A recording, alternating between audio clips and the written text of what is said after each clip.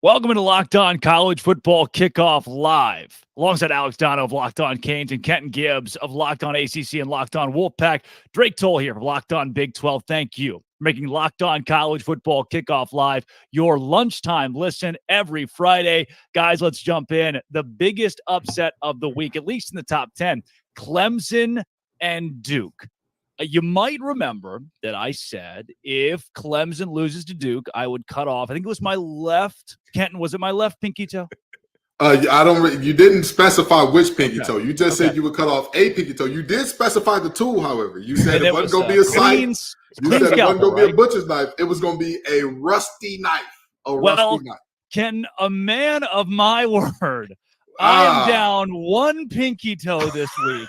After saying, and I don't know how many toes I'm going to, actually I do. I have 10 that I can give away this year, but I'm down one after week one. So I'm going to have to start limiting my toe talk.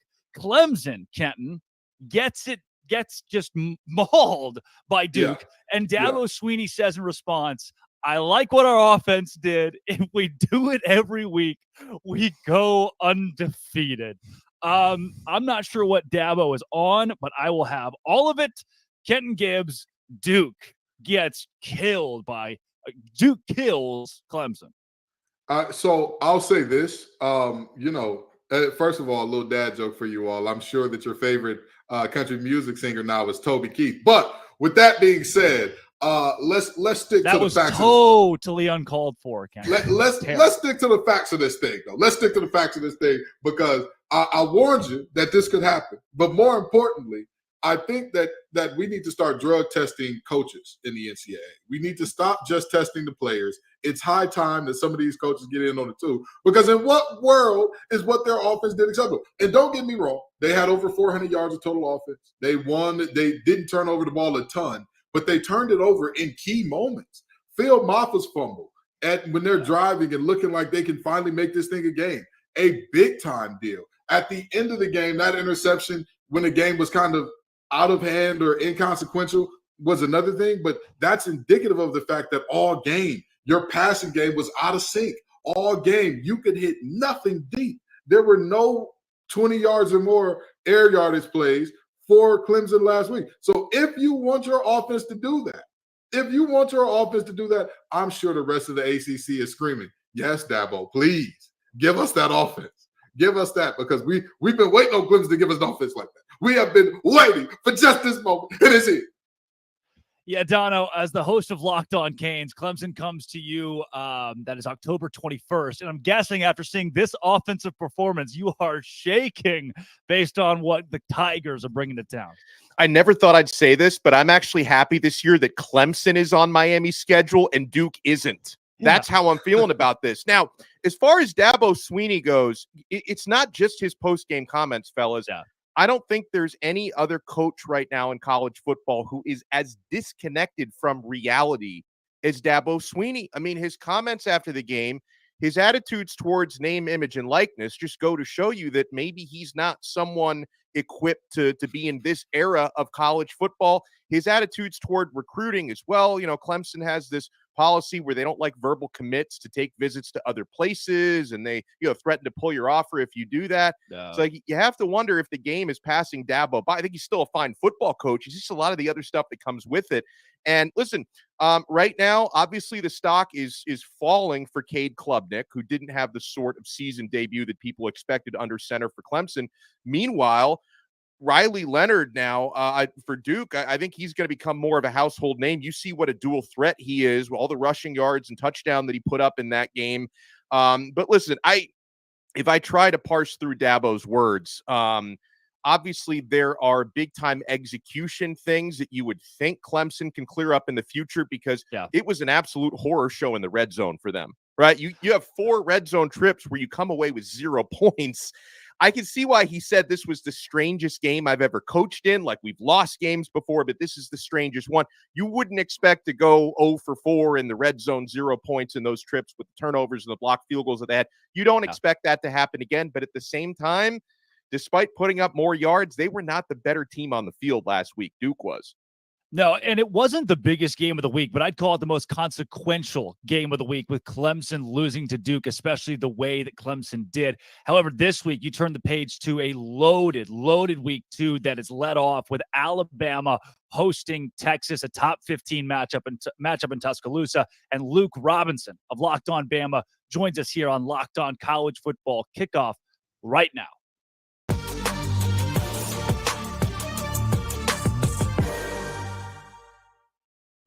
Luke, my man, Alabama and Texas. Last week, the Longhorns were sloppy against Rice. Alabama took care of business. Jalen Milroe, the new quarterback, stepped up big time and showed that, hey, there's a new signal caller in Tuscaloosa.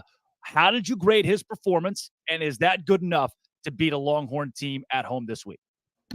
Yeah, first of all, thanks for having me. Secondly, yeah, I think if he performs like that, it's certainly enough to beat Texas. Alabama is still uber talented, and I know Texas is too, but Alabama, in terms of blue chip ratio, if you believe in that type of stuff, and I do, they are up there at number 1 or number 2 in terms of blue chip ratio, so you know they've got the talent to do it.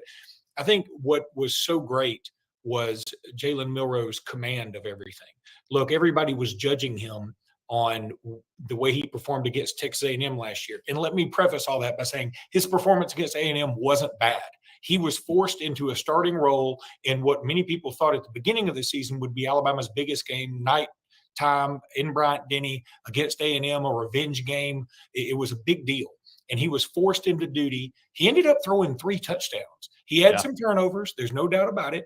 He had some turnovers, and he had some shaky moments. But Alabama won the game, and he performed admirably. It wasn't a superb effort. It wasn't Bryce Young, but I've been on record saying, hey, I could call Bryce Young the best player in Alabama history. I mean, I don't think that's a stretch. Yeah. So, look, whoever followed Bryce Young is going to be a problem.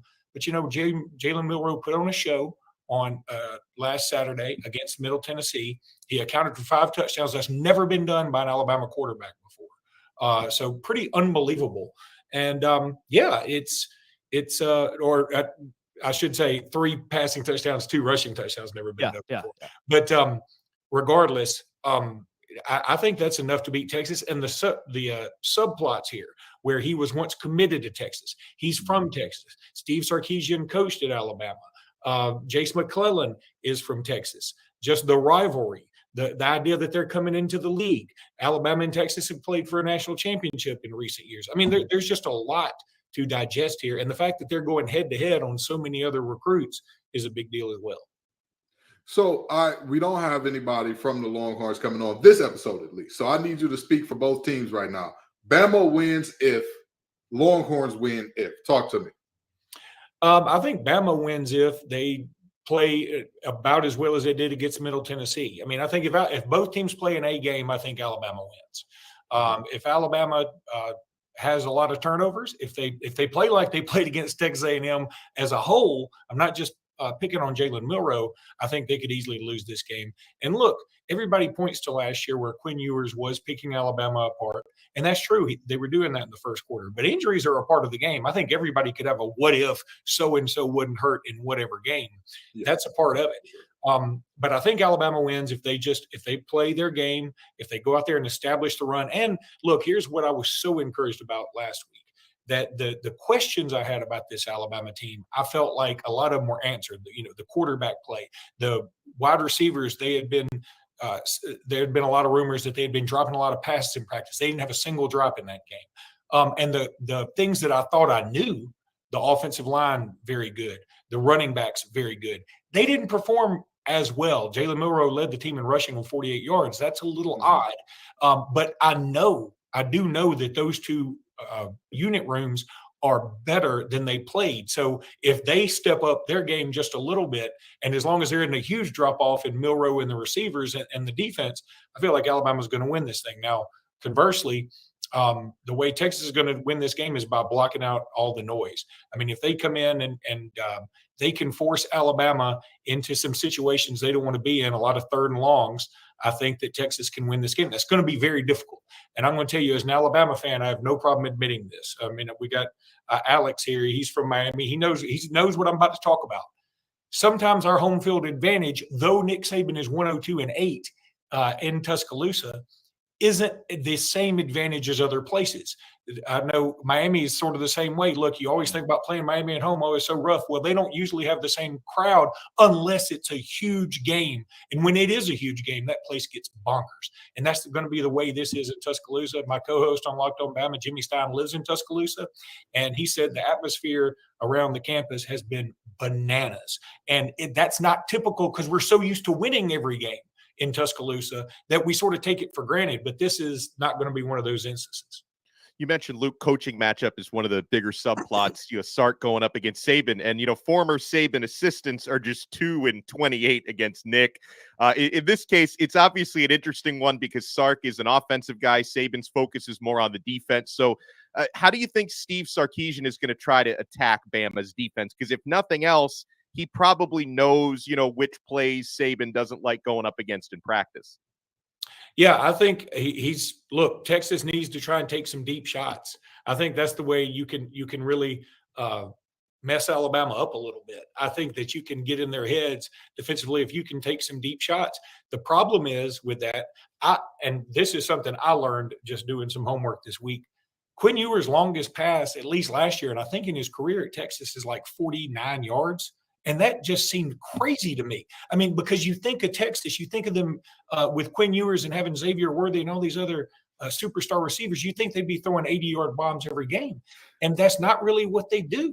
So it's just a little bizarre to me. But I think that, look, everybody seems to be so scared of Kool-Aid McKinstry. And they should be. He's the best defensive back in college football, best cornerback in college football, if you ask me. Now, but I think what you have to do is say, I'm going to go right at your best, and I'm going to see what he's got. And look, it may not work out. That may not be the best thing. But if it does work out, and if you can get ahead of Alabama by, say, 2 scores and sort of keep it that way for a while and force it where Alabama is going to have to go more into a passing game, and especially an intermediate passing game, because Jalen Milroe, 2 of his completions, he didn't have a lot of incompletions last week, but 2 of his incompletions were in that intermediate stretch. And he didn't throw a lot in that window. He either went deep or he went kind of short or he took off with the ball. So if you can force Alabama to try and go to that intermediate passing game, I think that's huge for Texas. That's Luke Robinson of Locked On Bama. Alabama and Texas, our game of the week here on Locked On College Football Kickoff Live. Luke, thanks for joining us. I appreciate it, guys. Absolutely.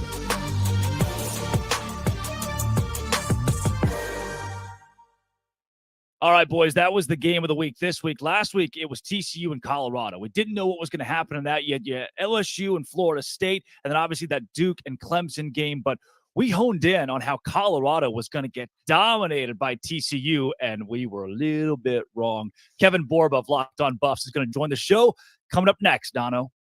Did you know that 80% of men will experience hair thinning in their lifetime? I'm very much among that 80%. It's normal, but my fate doesn't have to be your fate. You can get ahead of thinning hair with Nutrafol, my friends. Nutrafol is the #1 dermatologist-recommended hair growth supplement. It's clinically shown to improve your hair growth, visible thickness, and visible scalp coverage. Go to Nutrafol.com/men to take their hair health wellness quiz. You can identify the causes of your thinning hair, and Nutrafol will give you a personalized plan for better hair health through whole body wellness.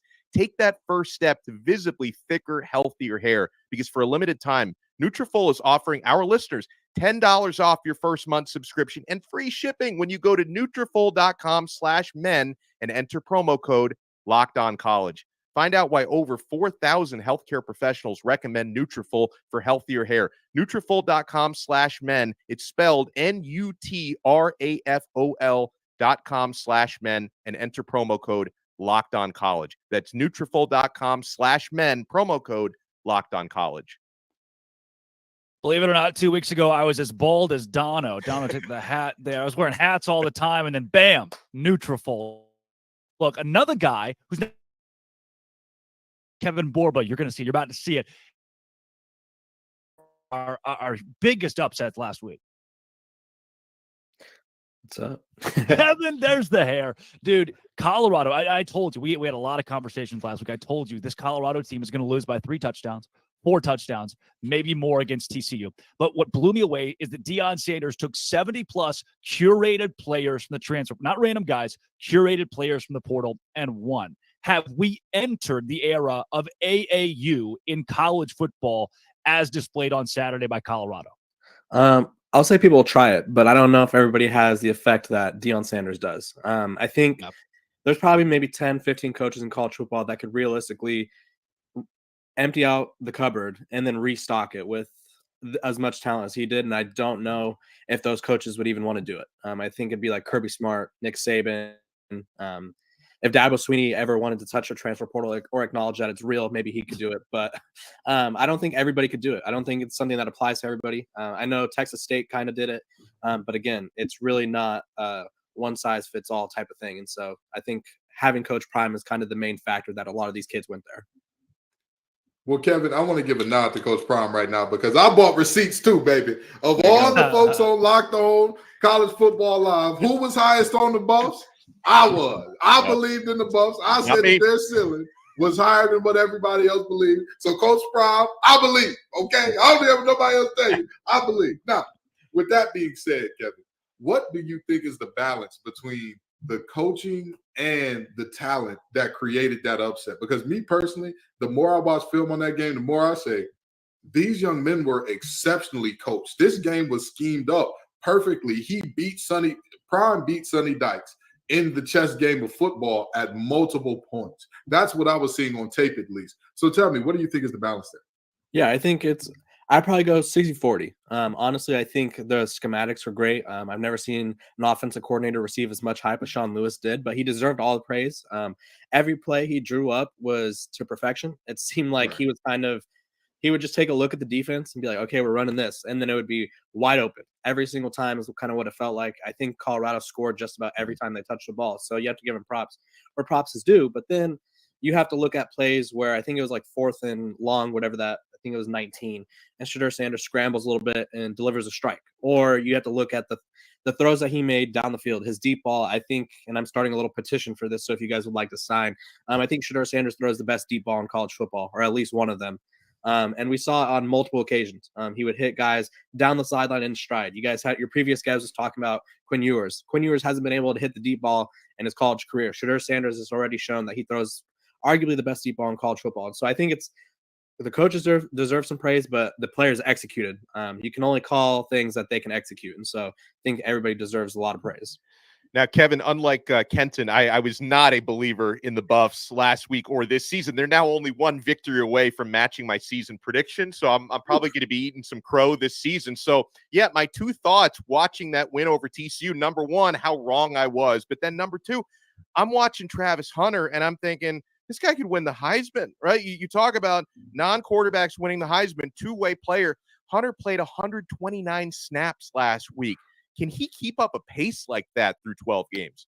Yeah, that was kind of my biggest question too, because I think it was somewhere in the first half. He seemed a little tired, or maybe just wasn't making the plays that he dropped a diving touchdown. Something else happened where all my friends and everybody who was watching the game as well was like, is he tired? And I was like, it kind of looks like it. But after the game, he said he could play another game that day. So I think it's just a matter of keeping him fresh at all times. I don't know if they're going to try to keep him out for all 150 snaps every single game, but why would you not? If he says he's ready to go, I think you got to trust him. I think he's a playmaker. He's a difference maker. I think the biggest play that stands out was a diving interception. I saw somewhere that he covered about like 6 yards on that play where he dove to catch the ball. And I think when you look at that play, you're like, why would Chandler Morris throw it that way? Well, Travis Hunter was nowhere near where Chandler Morris was trying to throw it. That's just how quickly he covered ground. And so Travis Hunter needs to be on the field as much as possible. I do think the Heisman hype is legit. If he plays like this every week, I don't see why he shouldn't at least be in New York at the very minimum. I don't think we've ever seen someone who has this kind of effect on both sides of the ball. His stats for receiving have already essentially surpassed Charles Woodson. If everything goes right, he'll pass Charles Woodson by tomorrow. So Travis Hunter is that guy, and it's only been 13 days of college football. Yeah. So do we go with Travis Ohtani or do we go with Shohei Hunter? Which one do you prefer? That's a good one. I like Travis Ohtani. Got to get the first name in there. Gotcha. Okay. I love it. That's Kevin Borba of Locked On Buffs. Borba, thanks for joining us. Thank you. Guys, to the rest of the desk, a Colorado win that to me proves the transfer portal is right there. You see Texas State do it with 53 transfers and beating up on Baylor, and Colorado gets TCU. There have been teams who have tried this AAU style, and now it's coming with more success. Dono, to me, I would rather have 30 juniors from Western Kentucky as opposed to 30 four-star freshmen coming out of high school. Where do you sit here? Well, I'm with you because any coach I talk to agrees with you. Experience in this game is so important. And again, Colorado just had so many. They have so many. I didn't think they'd be able to put it together as quickly as they can. That's a testament to coaching, right? I mean, Coach Prime and his staff, you've got to get everybody in sync and running in the same direction. And they clearly were able to do that throughout spring and fall. I mean, probably a lot of the guys that came in weren't even there for spring football. They added some more before fall camp. So it's a pretty impressive undertaking. But I think sometimes people undervalue the idea that if you have a team that's laden with juniors and seniors, even if they come from smaller programs, even if they come from, Jackson State, obviously a lot of guys who came over with Deion, that it's just such an advantage instead of having to rely on some 18-year-old true freshmen and redshirt freshmen to be able to have a team with more experience like that. And I think this is a great experiment. I think others are now going to try to overhaul the roster the way that Prime did and probably not find the same kind of immediate success because it is such a difficult potion and balance. But this is definitely a powerful example of how that can work in this era.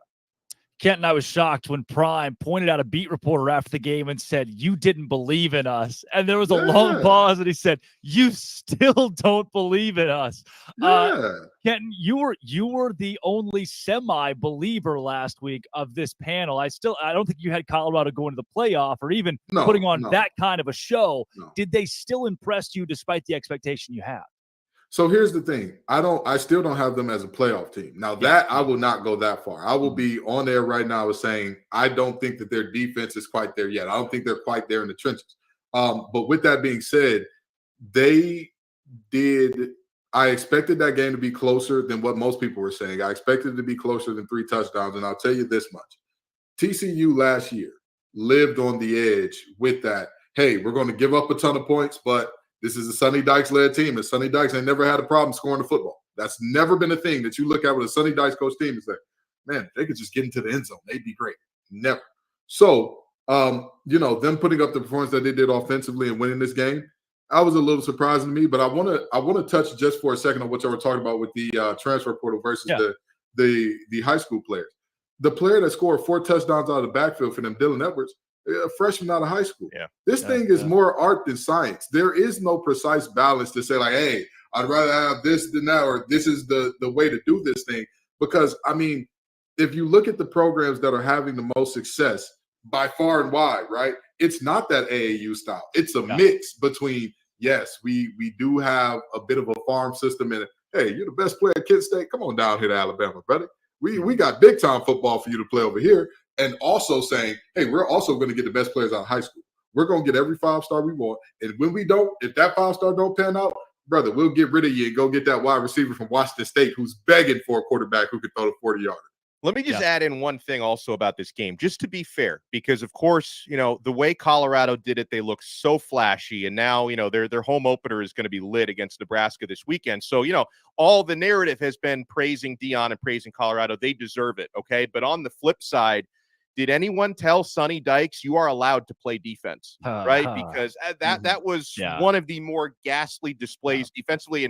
And what got me thinking about that was Kenton hit the nail on the head when you talk about these, last year's TCU as Sonny Dykes team. You think we're going to outscore whoever we play. Okay, well, at some point you've got to stop somebody. And I know their defense was better last year en route to the college football playoff final. So I'm also going to be watching TCU for the rest of the season with a fine-tooth comb to see if their defense doesn't get better, because that was pretty embarrassing. Were they better last year? Were they? I'm not sure. Defensively, yeah. I think so.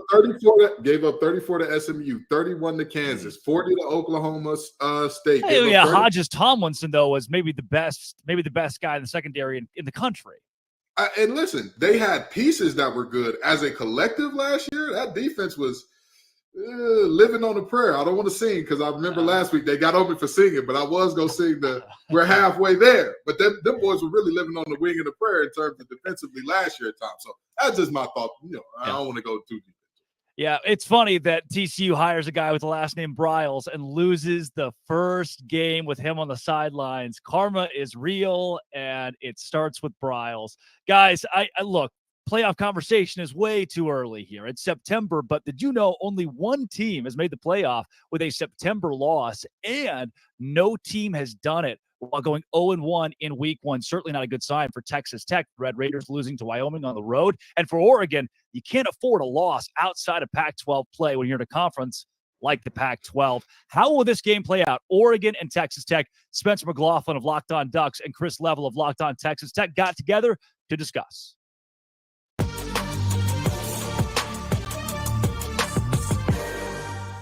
Two tidbits that have been making me resistant to the notion that some Oregon fans have, kind of bought into, which is, oh, well, if they lost to Wyoming, certainly they're going to lose to the Ducks, and it's not going to be close and everything. Two tidbits on that front. Number one, I've brought this up on the show before, but Oregon in 2021 lost to a 3-9 Stanford team, also beat Ohio State on the road. Same team, same season, couple weeks apart. There are peaks and valleys, and the great teams have their valleys still result in wins. And maybe in the case of like a Georgia or, Alabama some years, those valleys are just less dominant wins than what they are accustomed to. That's what great teams and programs do. But no team plays their best football every week. That was not the best version of football, I think, that Texas Tech is going to play in 2023. And another good example is Utah. 2021, same year, they began the season 1-2. They lost, and this will provide some hope to Texas Tech fans. They lost a triple overtime thriller to San Diego State in the non-conference. They were a 1-2 football team. They ended up winning the Pac-12 that year, thumping Oregon twice in a 2-week span. So it was not what the Red Raiders were hoping for. It's not what I expected to see from them for sure. But in no way, Chris, do I feel that this is now just a giant mismatch between one team that won 81-7 against an FCS opponent in Portland State and one team that blew a 17-0 lead on the road against Wyoming. Yeah, and unfortunately for Texas Tech, this is a fan base that's been tortured by, back when Spike Dykes, Sonny Dykes' dad was the coach here, you were notorious for 1 week you lose to North Texas, little old school up in Denton, right outside the Metroplex. You lose to them on your home turf. And then 5th-ranked A&M would show up on your field, and you're thinking, well, this isn't going to go up. And then you pull it off and win. Yeah, it's like, I say this all the time. It's like, I know what you're capable of, but I also know what you're capable of. And so, like, what, and like, you're right. There's very few teams that even that out and like survive all the tests. And I expect this to be a fun home crowd. I think, if you're Tech, you can get a lot of the doubt back and erased if you get a win here, and you can kind of get a fresh start on it. Let's get out of here on this, Chris, and I'll see if I can kind of wriggle this out of you of sorts. A prediction on the game. I know you're not always pain, Spencer. Yeah, right. Tortillas will fly. I'll predict that. I was about to say, I'm very much looking forward to what I'm calling the quad T in college football. The Texas Tech tortilla toss, I think, is an excellent way to describe what's going to happen. For those of you who don't know, there's a tradition at Texas Tech where they throw tortillas at kickoff. Because, well, Chris, real quick, in like 30 seconds or less, why do you throw tortillas on the field in Lubbock? I love it, by the way. It's quintessential college football traditions. Back in the day, I think that Texas Tech was playing Texas A&M. Some announcer popped off and said, "There's the only thing in Lubbock is a giant tortilla factory," or something along those lines. And so I think people kind of caught on to it. It pissed them off. So at kickoff, they let them fly. They freeze them. They cut holes in them so they'll fly further. They used to get penalties. Oh, they freeze them. Oh, goodness. Oh, yeah, so they got a little oomph. Oh, yeah. But they're flour tortillas. And yeah, it's only at kickoff, though. Oh, corn's better. They go everywhere. Yeah. From a taco standpoint, 1,000% agree. Corn is much better. Not for throwing them at kickoff. Okay. I completely agree. I think Oregon goes into Texas Tech and gets it done. I got Oregon winning 34-23. Your thoughts on the outcome of the game? I can't sit here and pick Oregon to win. I just can't do it. I mean, I'm okay. sorry. I'll say That's okay. 36-33. I'll channel my inner Spike Dykes, and I'll say you come back, from the grave. You're like the Undertaker that just sits up. Oh, like he's still alive, right? And I'll say 36-33, and then everybody calms down in Lubbock and is like, okay, well, we're 1-1 out of the gate, but it's not as bad as we thought. But we pull off a good one. But yeah, I'll say 36-33.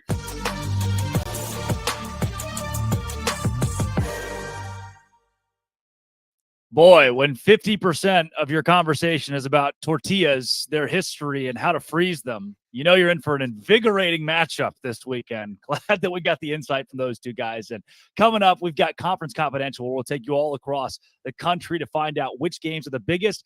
And stick around for Sell Me Why right here on College Football Kickoff Live, Dono. Buying last-minute tickets to sporting events should not be stressful. Folks, I've been buying tickets day of events at Game Time. Flash deals and last-minute tickets, they've got the best ones at Game Time. Easy to find and buy tickets for every kind of event in your area. That includes concerts. I'm taking my son to Disney on Ice tomorrow. Got my tickets at Game Time. Forget planning months in advance. Game Time has deals on tickets right up to the day of. Get those exclusive flash deals, and the Game Time guarantee means you'll always get the best price. If you find tickets in the same section and row for less, Game Time will credit you 110% of that difference. So download the Game Time app, create an account, and use code LOCKEDONCollege for $20 off your first purchase. Terms apply. Again, create an account and redeem code LOCKEDONCollege for $20 off. Download Game Time today. Last-minute tickets, lowest price, guaranteed. Dono, I had no idea you were taking Dabo Swinney to Disney on Ice this weekend. There are so many games around the nation that stand out in week 2, folks. Let's get some more insight into the biggest games from our biggest conferences in this week's Conference Confidential. We start with Craig Sheeman of Locked On Big Ten.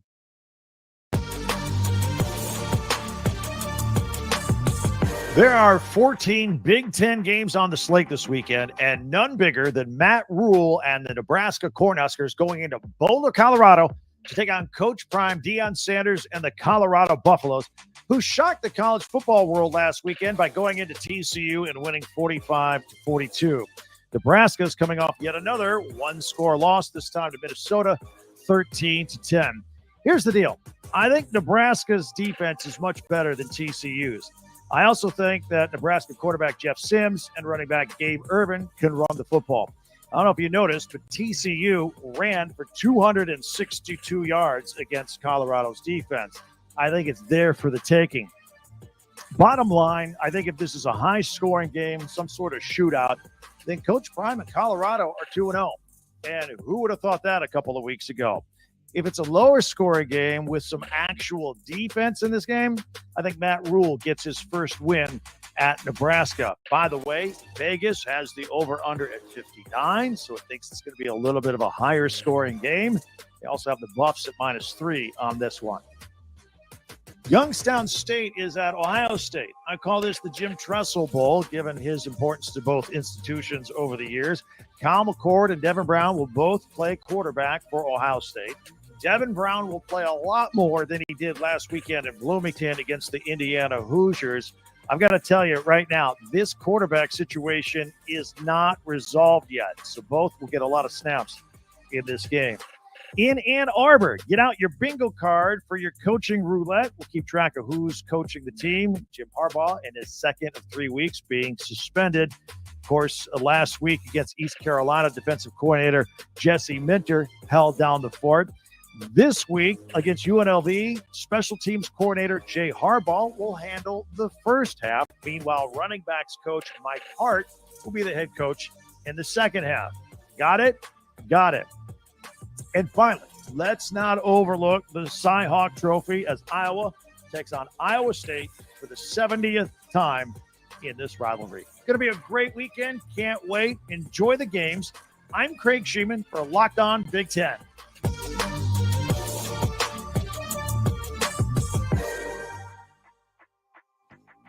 Week 2 in the college football world is upon us, and all eyes will be on Boulder, Colorado, as the Cornhuskers of Nebraska travel to take on Deion Sanders and the Buffs. Spencer McLaughlin here for Locked On Pac-12. A lot of great games across the Pac-12 non-conference slate this week. A lot of big opportunities, but perhaps none bigger than the chance for Colorado to progress towards a 3-0 start before conference play begins on September 23rd at Oregon. They host USC the following week, and they have a chance to show that week 1 wasn't a fluke, that TCU isn't a pullback team in a major way, but that Colorado is just that good. Shedeur Sanders set a school record in his first game as a Buff with 510 passing yards. He was darn near flawless, throwing 4 touchdowns, no interceptions, executed the offense at a really high level. The thing to watch in this game is Nebraska's offense against Colorado's defense. The Buffs allowed 42 points and needed 2 red zone turnovers of TCU in order to hold them to 42 points on the road. The Nebraska offense, meanwhile, that managed just 10 points against Minnesota in week 1. Is a weakened Buffs defense going to be exploitable for what appears to be a weak Nebraska offense? Or is the Buffs defense going to make strides from last week, their offense perform at a high level, and they end up winning the game? It's going to be a thriller either way. The home opener for Coach Prime was always going to have a lot of interest and hype and intrigue. And somehow with that week 1 win at then 17th ranked TCU, Colorado has upped the ante on how excited and interested we all are to watch the Buffs play in front of their home fans at Folsom Field this weekend. Don't sleep on other games across the Pac-12 like Auburn and Cal, Oregon, Texas Tech, Utah, Baylor, and how about Arizona State? Just a 3.5-point underdog against Oklahoma State. Something smells a little bit fishy there, but should be a really, really good week in the Pac-12. And definitely don't forget Washington State hosting Wisconsin. A lot of great games and a lot of great opportunities for the Pac-12 as they look to stay undefeated in the non-conference slate in week 2.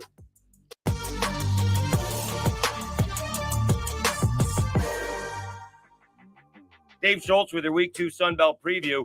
Much better matchups across the board in the Sunbelt for Week 2. In fact, you have a conference ball game, the Louisiana Raging Cajuns taking on ODU in Norfolk, Virginia. First time these two schools have ever met. But the big matchup is Appalachian State going to Chapel Hill to take on Carolina. This is a rematch in last year's crazy ball game, 63-61 Tar Heels. But App State scores 40 points in the fourth quarter to fall short in overtime. But that leads to the victory over A&M, which leads to game day in lovely Boone, North Carolina, which leads to a Hail Mary victory over Troy. You do have Joey Aguilar starting at quarterback. He came in for the injured Ryan Berger. Aguilar threw 4 touchdown passes on just 11 out of 13 passing. But you also have the defense that's got to step up a little bit. Mountaineers gave up 24 points to Gardner Webb. That's not going to fly against Drake May and company in Chapel Hill. Sunbelt teams playing 3 other Power 5 schools this week. You do have James Madison going to Charlottesville. Virginia hosting their first ball game since the tragedy last year. And it's James Madison's first trip to Virginia in 40 years. James Madison also making a quarterback change. Alonzo Barnett III just struggled last week against Bucknell. Senior transfer Jordan McLeod, he came in and he righted the ship as the Dukes beat Bucknell 38-3. You got Troy going up against Kansas State, and the Trojans, the defending Sunbelt champions, they struggled, giving up 30 points to Stephen F. Austin. They're going to have to do a much better job to shock the Wildcats. And then you got Southern Miss. Poor Golden Eagles, or look at it as a great opportunity.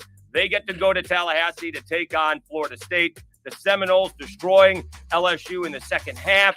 And can the Golden Eagles and the Fighting Will Halls pull off a shocker?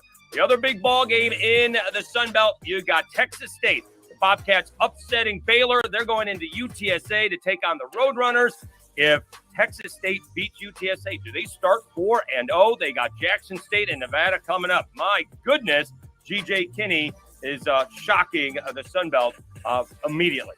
That's your Week 2 preview in the Sun Belt. I'm Dave Schultz. Enjoy the Sun Belt football.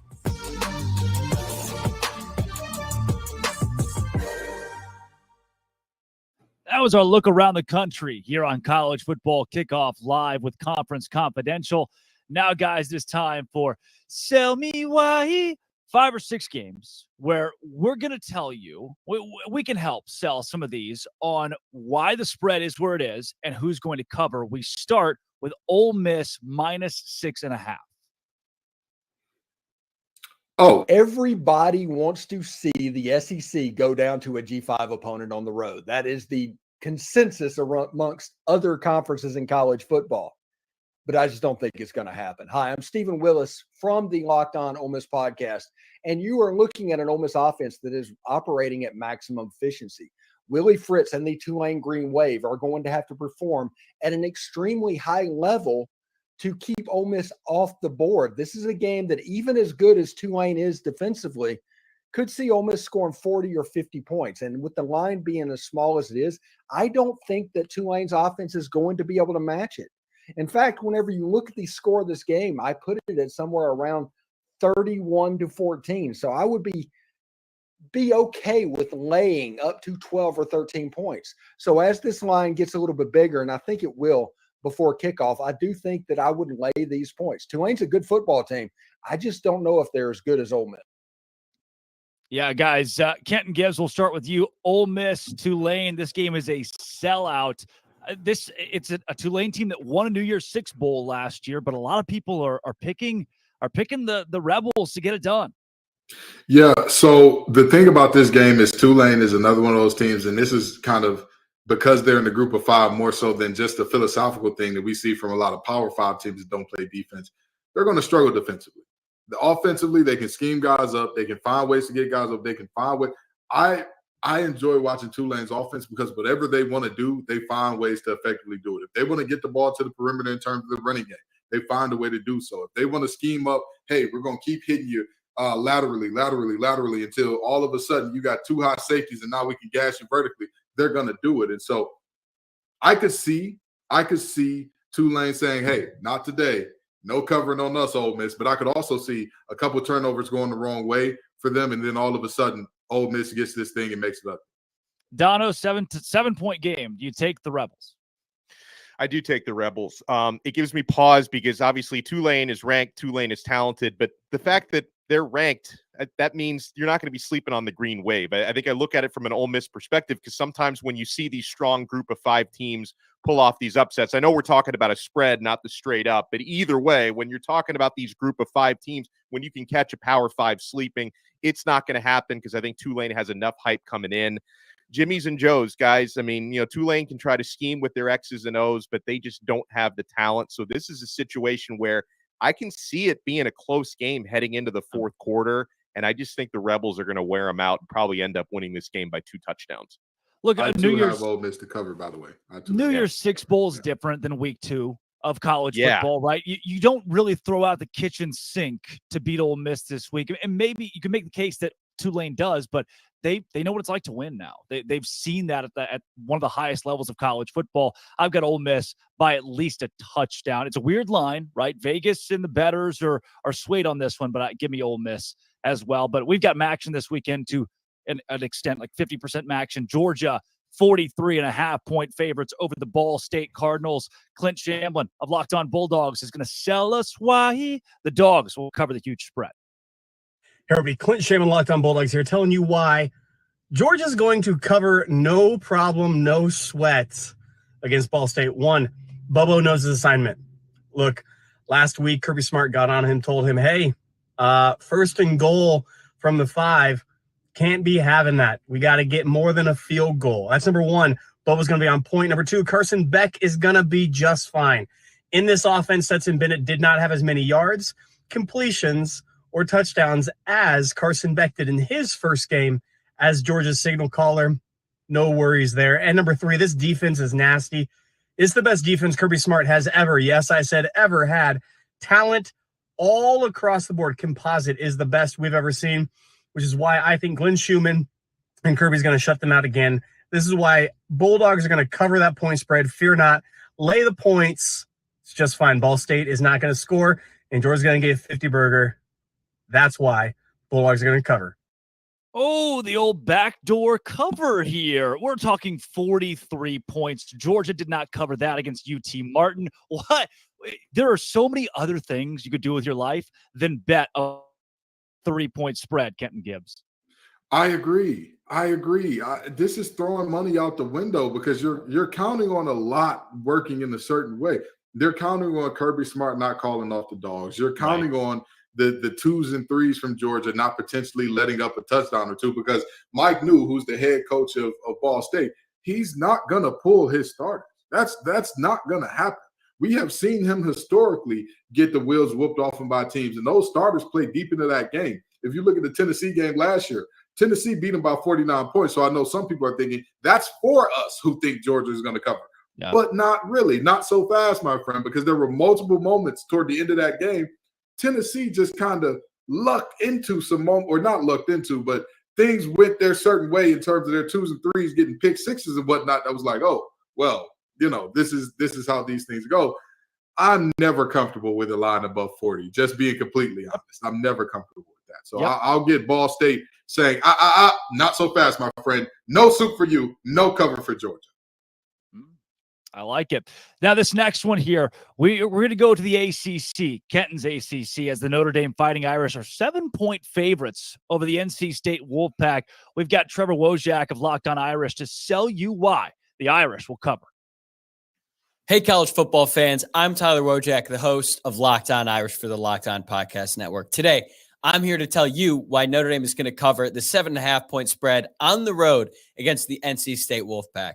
Like always, it starts with the quarterback, and Sam Hartman has been practically unstoppable in his first 2 starts for the Irish, leading the offense to 11 touchdowns out of 12 total drives.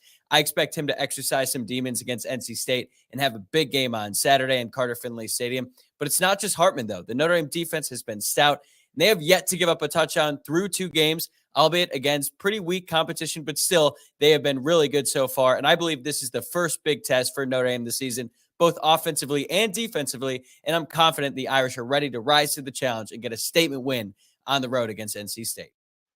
Our very own former NC State defensive tackle, Kenton Gibbs, go. Y'all are going to call me a homer. People are going to call me everything but a good Christian. They're going to say that I'm imploring people to give away money. But here's the deal. The Wolfpack and the Golden Domers have played 3 times.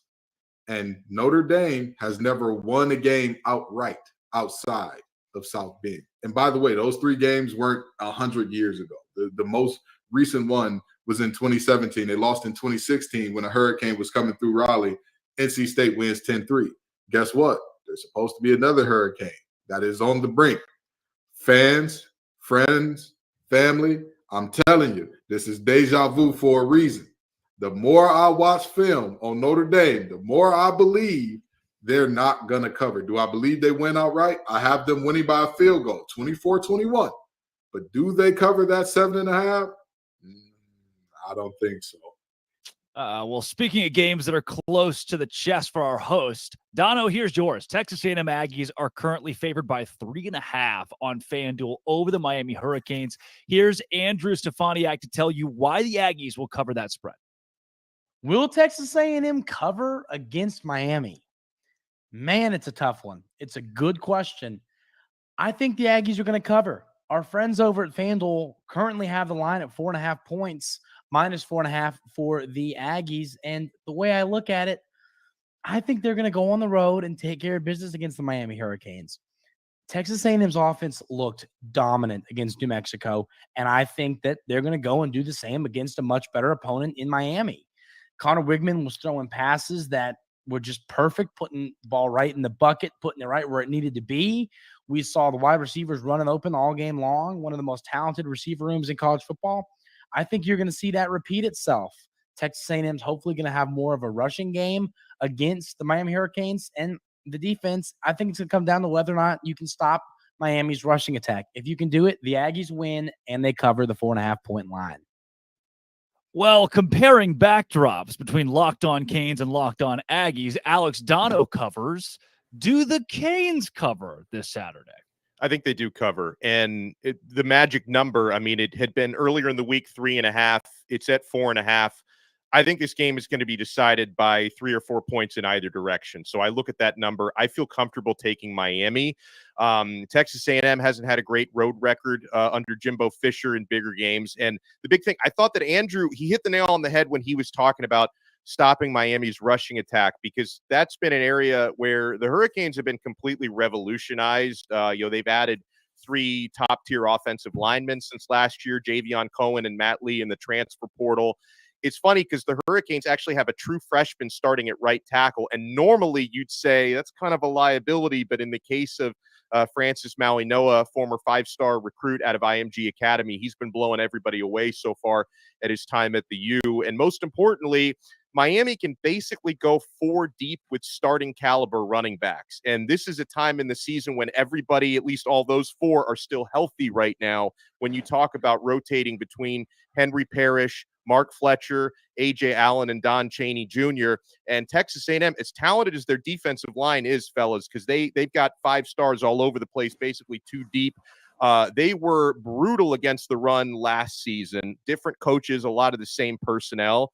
And New Mexico had a little success running into the teeth of their defense last week. So Andrew was right on. The Texas A&M stopping Miami's running game is a big key. I'll look at it on the flip side. As far as the Miami Hurricanes go, trying to slow down the Aggies' passing game, that's going to be where Miami either covers that 4.5-point spread or not, because that trio of wide receivers that the Aggies bring to the table with Evan Stewart, who was suspended against Miami last year, Noah Thomas, who's 6'6", and Anais Smith, who's just a gadget, all-purpose guy, does a fantastic job. Miami's got to pressure their quarterback, Connor Wigman, and I believe the Hurricanes have a defensive line where they're able to do that, I think, on a somewhat consistent basis, make him feel a lot more uncomfortable than he did against New Mexico. I think this is going to be a good game, fellas, and I think, I did go on record picking Miami to win by 3. It could obviously go the other way, but I think it's going to be close. I think this is going to be a 3 or 4 point game, and Miami does cover. So, not to be left out, I'm ready to be heard again. The Baylor Bears and the Utah Utes. Utah opened as a 4-point favorite. It has now jumped to 8. It is doubled.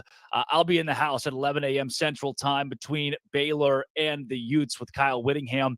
Give me the Baylor Bears plus 8. They were terrible last week. They lost to Texas State. Who does that? One of the worst upsets in college football's recent memory for a Power 5 team. But I'll tell you this. Sawyer Robertson, a Mississippi State Mike Leach quarterback, is starting for Baylor this week. His high school coach, a storied high school coach in Texas high school football, came on our show on ESPN Central Texans and said, this kid doesn't need an offensive line. He'll do it by himself. I think we got an old Tom Brady, Drew Bledsoe situation brewing in Waco. Baylor might lose by 45, but Sawyer Robertson might just win the game. That's why I like Baylor plus 8. That's a heart pick. Kenton Gibbs said he's not biased. I am. Sawyer Robertson plus 8 this week against the Utah Utes. Now, coming up next, the NCAA has done what the NCAA does best, and that's make terrible decisions that don't make any sense. This one comes from the ACC. But first, Dono. My friends, hair thinning does not have to be your future. Your fate doesn't have to be mine, guys. If you're tired of weakening or thinning hair, do you want to reach your full hair potential? Leading hair growth supplement Nutrafol helps improve your hair growth, visible thickness, and visible scalp coverage as well. Nutrafol is the #1 dermatologist recommended hair growth supplement, and it's clinically shown to improve your hair growth, visible thickness, and visible scalp coverage. Take the first step to visibly thicker hair and healthier hair. For a limited time, Nutrafol is offering our listeners $10 off your first month subscription and free shipping when you go to Nutrafol.com/men and enter the promo code LOCKEDONCollege. And you'll find out why over 4,000 healthcare professionals recommend Nutrafol for healthier hair. Nutrafol.com/men, spelled Nutrafol.com/men. Enter promo code LOCKEDONCollege. That's Nutrafol.com/men, promo code LOCKEDONCollege. Slowly approaching the noon Eastern hour here. This is Locked On College Football Live. That's Alex Dono. That's Kenton Gibbs. I'm Drake Toll, breaking down everything from last week in college football and everything coming up this week. Now, one of the biggest storylines from the NCAA in their very finite wisdom, they have denied UNC wide receiver Tez Walker his eligibility for the 2023 season, and Mac Brown was furious, rightfully so. Somebody else who's also not very happy about it, Isaac Shade of Locked On Tar Heels. We'll take you there now. Breaking news. The committee reviewing UNC wide receiver Tez Walker's case has voted to deny the reinstatement of his eligibility, meaning that Tez Walker will not play for North Carolina this season. This comes a day after the NCAA's tone-deaf tweet about supporting student athletes in their mental health. A biting statement coming out from head coach Mac Brown. Quote, I don't know that I've ever been more disappointed in a person, a group of people, or an institution than I am with the NCAA right now. Plain and simple, the NCAA has failed Tez and his family, and I've lost all faith in its ability to lead and govern our sport. In a quote from AD Bubba Cunningham, this decision undermines the fair treatment of student athletes and further erodes the public's confidence in our national governing body. So what's next? Will we see legal action? Will Carolina accept this news and move on? We'll find out. But on Saturday, the Tar Heels host App State and will do so without Tez Walker. Yeah, nothing shocking from the NCAA here, guys. This is something that's been an ongoing problem. One thing that I like to mention, there was a tweet from the Baylor football account, who, again, I try to support, that said, starting year 7, one of their defensive guys starting year 7 in what you got 25-year-old players who have gone to 2 or 3 different schools that are eligible to play for different teams, but Tez Walker can't play for UNC. Kenton Gibbs, not shocking, still abysmal. Yeah, again, the old meme, disappointed, but not surprised, right? Yep. I mean, the reality is there are times where, especially with the NCAA, where the process, procedure, the way that rules are written and followed to the T are, they don't run concurrent with common sense. Yes, it does not make sense that guys are allowed to play 7, 8 years, whatever the case may be. However, by the lay of the law, by the rule of the law, they got a couple of hardship waivers for whatever reason in terms of injuries or whatever the case may be. Yeah. And they got a COVID year maybe, which we're seeing the back end of guys with COVID years. That's finally starting to wane off a little bit, but we're seeing that as well. And then you combine that in with the fact that they're graduate transfers. Graduate transfers have an entirely different ballgame in terms of where they can and can't go and how they can move than undergrad transfers. But in this Tez Walker situation in particular, the thing that I find so abhorrent about this, so disgusting about this, is the fact that his first transfer was away from a school that didn't have football that year. No, he committed to North Carolina Central out of high school. They canceled their season because of COVID. That should have been reason enough to say, hey, this doesn't count as his one free transfer. This is it shouldn't be, well, his grandmother is sick and that's why. No. Even if we're going by the law of the land here, if that team did not participate in football when he came, why would he stay? With all due respect to NC State, I got my degree from there without having financial hardship. I just gave him 3 attendance, more than most people ever will, but that's another story for another time. The reality is very simple. Without football, I would have been in Raleigh. If when I got down here, they said, hey, Kenton, COVID is happening and we're not going to be playing football. Okay, y'all be real. Y'all stay easy. I'm not going. I'm in the words of Magic Johnson, I ain't going to be here. Okay, no. That would have been me. So I think that it's flatly preposterous to look at that situation, look at this young man and say, hey, that still counts as one of your transfers. That's nonsensical. Donna, we're in an era, too, where anybody can transfer for anything. I don't know why we're picking and choosing these things where Colorado's got 73 players. The NCAA says nothing, does nothing, which I think is the right call. I mean, if these kids want to transfer somewhere else, it's whatever. In an age where NIL is so popular, where the parity in college football, to me, is getting better outside the top 10, which, again, conversation for another time, but everybody outside of that top 5 or 10 is beating up on one another. And now we're picking the most random little battles, the best kids, and saying, hey, no, we don't think you should play.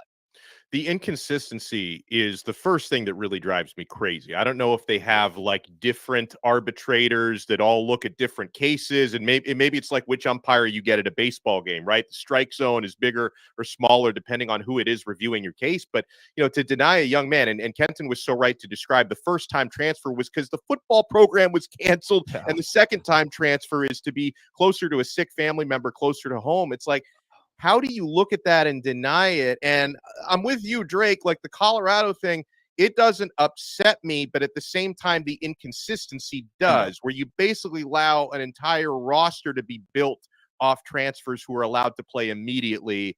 And then you decide to deny a young man a waiver under these circumstances. It's crazy. The other part about it that bothers me is it's very obvious the NCAA, they're trying to flex what little power they have, because they're losing control of their own sport, of their own athletic landscape, right? Where, they hate not having really any control over name, image, and likeness, which takes a lot of control away from their recruiting rules. And so now it's like the little power that they have left, they need to show these players and these teams who's boss by flexing that power. It's very upsetting to me. And I know we had a little talk about this last week, but the years go on with the way that, the conferences now and the universities are getting so much power. At a certain point, you're going to look at the NCAA and say, why do we need them again? Like, exactly what do they actually do to make our situation better? So that's where I'm at on this. It's troubling to me. Yeah. And we can sit and have this conversation for a half hour, Kenton, but nothing's going to happen. This is not going to change. And there are two things that I want to talk about real quick before we got to move on from this. Number one, the NCAA doesn't realize this, but decisions like this are driving toward that singularity thing that Chip Kelly was talking about, where football is a separate entity altogether. Yeah. We are looking at a multi-billion-dollar business. Yep. And you're regulating where some of the stars can and can't go, when they can and can't play. I'm going to tell you this. In these great United States of America, in the mainland and in Hawaii and Alaska, if there's enough money behind it, it will find a way. They say life finds a way. Well, money finds a way in America, baby. And there's too much money in this thing for the NCAA to continue making these rules arbitrarily. And second of all, I'm going to say this, and this is the NC State and me talking a little bit, and I'm going to be 100% honest about that. It is not right the way that this has garnered not only national, but the way that this has been treated locally. The way that we have the governor writing letters to the NCAA, the way that it's one of the biggest stories that's leading the sports block on the Central North Carolina news stations and all that. Where was this energy for the other players in the state who had similar situations? When Chandler Zavala of NC State was told that he wasn't going to be able to play, and he had only played 3 games and got hurt and didn't get an injury waiver, which literally the injury waiver says if you play less than 16 quarters of football. Now, maybe it's just me. The 3 games that he did play, none of them went into overtime. We didn't get free football. So I don't understand how 4 times 3 became over 16. The governor didn't write a letter for him, but he did for Tez Walker, who went to his alma mater. I didn't see WRAL breathing down people's necks to talk about that. I didn't see none of the news stations, ABC 11, WTV, I can't remember the other one, WNCN. Nobody was here talking about that. Cam Hayes going to ECU. Nobody's talking about that. Cam Woods going to NC State. Nobody's talking about that. And those players are in very similar situations where they're not going to get waivers either, most likely. And for whatever reason, Tez Walker seems to be the spark plug that has got everybody around the nation swept up and wrapped up in it. Things that make you go, Yeah, he can't be the only one at this point. Exactly. They're so, and you mentioned it, in the very state. But look, while they're not covering, Locked On College Football Kickoff Live is covering it. And Kenton, you mentioned this is you and Dono both a multi-billion-dollar industry that we're talking about now. And one of the biggest brands in that, the Texas Longhorns. One of the other biggest brands in that, the Alabama Crimson Tide, and they're taking on one another in Tuscaloosa this week. We heard the Bama side, but apparently this isn't your dad's Nick Saban. It's not the Crimson this game.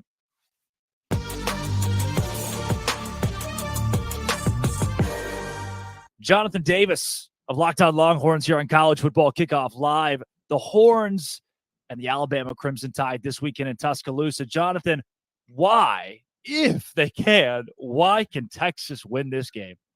Because I think you're going into Tuscaloosa with a team that can match the talent level of the team you're playing, the Alabama Crimson Tide. And I think Steve Sarkisian said it perfectly in his media availability. You have to go in there and beat the 2023 Alabama Crimson Tide, right? You're not playing the Alabama Crimson Tide of the last 17 years, or the Nick Saban of the last 17 years, all of those coordinators and all of those players that have made, Alabama the class of college football. And I think when you look at this team, they're strong in the trenches. Obviously the offensive line didn't look great against Rice, but, they certainly have the talent to go into Alabama and, play really good football on the outside. They have a ton of weapons at, wide receiver and tight end. They have a really good running back room, and that defense, although the offense didn't look great against Rice, the defense looked ferocious. So I think you have a ton of talent on this Texas football team. You have a great coaching staff, and you have a team that's eager to win a big game like this and put themselves back on the map as a program. And so that's why they can go into Tuscaloosa and get the win, because they have a ton of talent and a team that's hungry and ready to put themselves back with the blue bloods at the top of college football. Jonathan, reluctantly, as the host of Locked On Big 12, which you are leaving, we will not be fraternizing for very long. I sadly do have the Texas Longhorns beating Alabama, the gut feeling there. But my problem with this is the Texas offensive line, which was supposed to be so big and bad this year, was pretty meek and mild against Rice. And Quinn Ewers of 2023 looks a lot like Quinn Ewers of 2022, who just wasn't great. He was okay. Am I right there? Yeah, no, I think you saw some of the same things that I saw when I watched the tape. You know, fans were a little anxious because I think they were coming out year 3 under Steve Sarkisian and expecting the second coming of the 2020 Alabama offense. And when you see your offense go out there and score 1 touchdown and 3 field goals in the first half, I don't care how vanilla you've convinced yourself Steve Sarkisian was, that's just not acceptable. Now, they did come out, you know, the first 3 drives of the second half and score touchdowns, but it's fair to question if Rice was able to give Texas some trouble on the offensive side of the ball. What can that defensive unit in Alabama do? So, yeah, the offensive line is going to have to be a lot better. It looks like we're going to have a different starting right guard, which I think is the right decision on Saturday. And I think Quinn Ewers is going to have, you know, one of those type performances that we've seen beat Alabama over the years, a Johnny Manziel, a Joe Burrow, Trevor Lawrence, a Deshaun Watson. I hate bringing up his name, but he's just one of the ones that came to mind. But it's going to take one of those type performances from Quinn Ewers to win on Saturday. And I can't blame people for saying they haven't seen it for 11 games. What makes you think it'll happen in the 12th? Xavier Worthy, to me, will be, I'm going to say it, he'll be the best player on the field on Saturday night. I was way higher than him than a lot of the national media who left him off of All-American pages. I thought that was insane. I think Xavier Worthy is an All-American caliber wide receiver. Does it take a 2-touchdown, 100-yard performance from him, something spectacular from him or somebody else on the offense for Texas to win? Absolutely, yeah. And I think that, you know, you could say it's going to take a great performance from the running backs, but when you look at Bijan Robinson and Roschon Johnson not being able to run the ball on Alabama last year, it's hard to say, okay, well, Jonathan Brooks and Cedric Baxter will, right? When we know how much talent, you know, Bijan Robinson has. Like I said, I think it's going to take, you know, a Heisman type performance, a generational, legendary type performance from Quinn Ewers. And if he's doing that with his arm, that means somebody has to be doing it catching the ball. And I think Xavier Worthy is the most likely candidate for that. We know in Steve Sarkisian's offense, he wants to stretch the defense. He wants to get down the field, and nobody does that better probably in the entire conference in the Big 12 than Xavier Worthy. So I think that, you know, if Quinn Ewers is to have a big game and have a game capable of beating this Alabama team, then that means Xavier Worthy probably got past Kool-Aid McKinstry a few times for touchdowns. What does a win in this game on Saturday mean for the University of Texas? Yeah, I think, you know, I said this on an episode with our Locked On SEC host and our Locked On Bama host. A lot of people in that building looking for validation, right? You know, I think Steve Sarkisian, we know what he is as an offensive play caller and play designer, but you know, he's kind of close to 500 as a head coach, 14-12 at the University of Texas. I think this would be his signature win. We talked about Quinn Ewers a little bit off the record, right? I think, you know, 12 games later, we're still waiting to see what we saw at South Lake Carroll. We're still waiting for him to live up to the hype. This could be that validation for him. And for a team that is in the blue bloods, a team that you can't tell the story of college football without. The last 10 years, they have not lived up to expectations. The last 10 years, they have been the laughing stock of college football. This would validate them as being back on their way, at least, to being one of the top programs in the sport. So a lot of people in Austin, Texas, looking for validation on Saturday. And if they win, you know, I think a lot of them will get it. You did say the word back. You slipped it in there. You put some other words around it, but I did hear the word back somewhere in your response for Texas winning this game. Jonathan, when it comes to that conversation of Texas, so, you know, Texas is back if they beat Alabama. This is the best team on the UT schedule all year. That's not an argument. If the Longhorns win this game, it's at 12-0 or bust. No, I don't think if the Longhorns win this game, it's 12-0 or bust. I think you came into the season saying that you needed to win a Big 12 championship and at least compete for the college football playoff. I think, you know, whether you win or lose this game, you know, that goal is still in reach. And, you know, it's hard, you know, when you're going out there and, you know, teams are competing against you. It's a competition and they're trying to win as well. So I'm not going to sit here and say because they beat Alabama, they should go out there and win 10 straight games, you know, but as long as they get to the Big 12 championship game and win it, or at least put together a very good effort, then yeah, I think that's the goal at the end of the season, regardless of what happens on Saturday. And you don't want to go out there and, you know, start smelling yourself if you beat Bama, right? Because what we've seen from Texas is the type of team that'll beat Bama and then lose to that Baylor product we saw against Texas State 2 weeks after. Jonathan, final score prediction. My final score prediction, 27-21. the Alabama Crimson Tide. Unfortunately, for my Texas fans listening, I just think both teams are very evenly matched, but I think we're on the road in front of 100,000 people.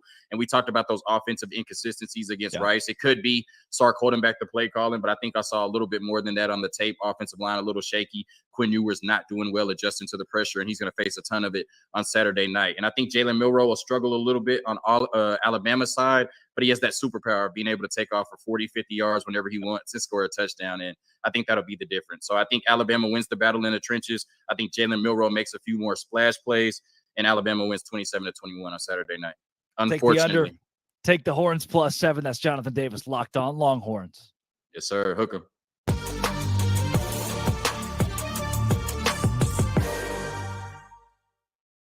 Guys, quick reaction to Texas and Alabama. I think Xavier Worthy proves to be the best player on the field. Texas keeps it close, and the experience wins in the end. I have Texas taking this game by 3 points, Alex Dono.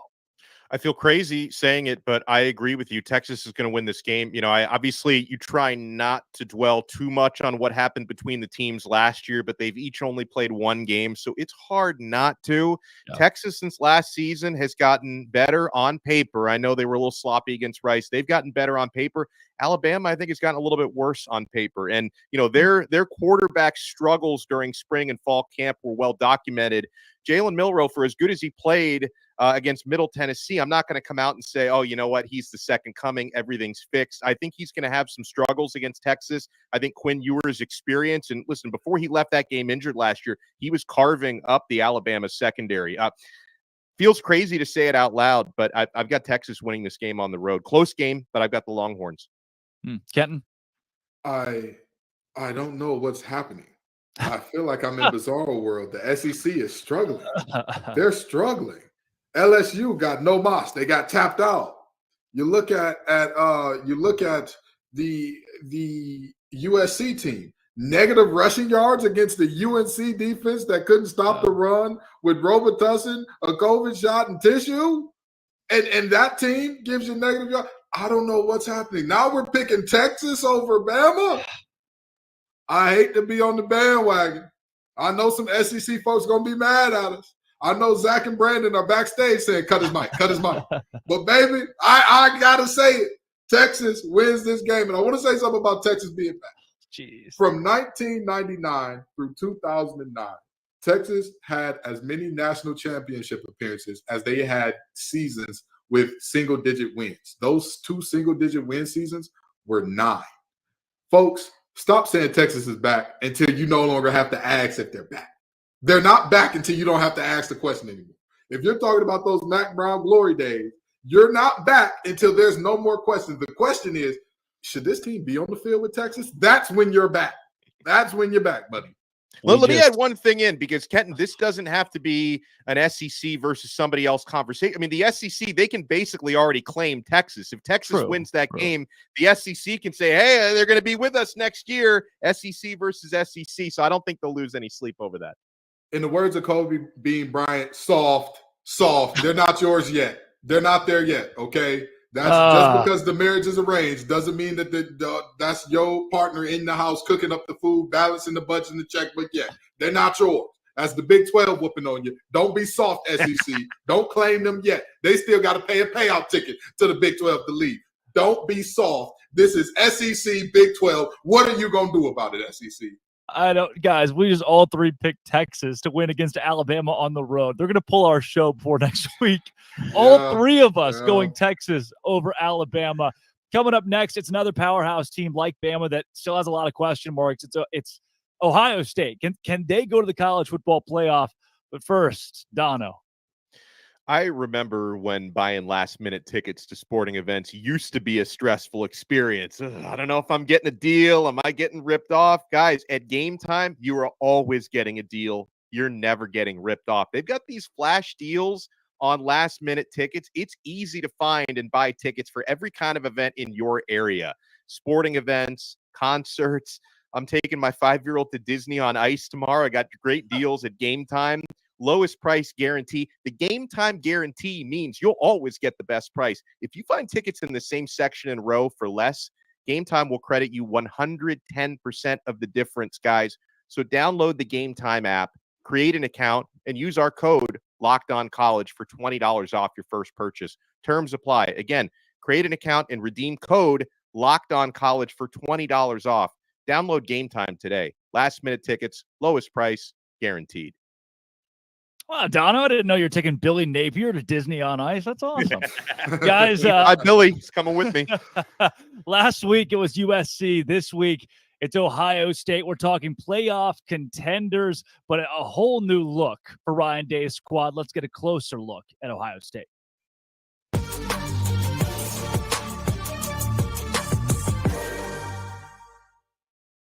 Jay Stevens of Locked On Buckeyes here on the College Football Kickoff live every Friday. Jay, let's talk Ohio State and the playoff chances for a team that played in a football game on Saturday, 23-3 against Indiana. Interesting we're having this conversation just a couple of days removed from whatever that was. Yeah, it's weird, man. That game there, I was there, and I am still kind of baffled by what we saw from Ryan Day. The offense expected a little bit more, expected them to not be conservative.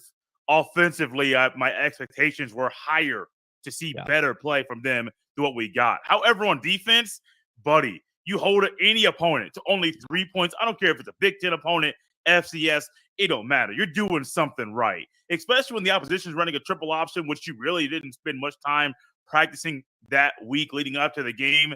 Got to give it to the defense because they really showed up and played Buckeye football like we expected them to. Yeah, when I look at the highlights, when I go back and watch this game and see the way Kyle McCord played, he played like a guy who's starting his first ever game at quarterback for Ohio State in a Big Ten game, too. He didn't get a Southeast Missouri in game one. He got another Big Ten team. How do you assess his performance on Saturday?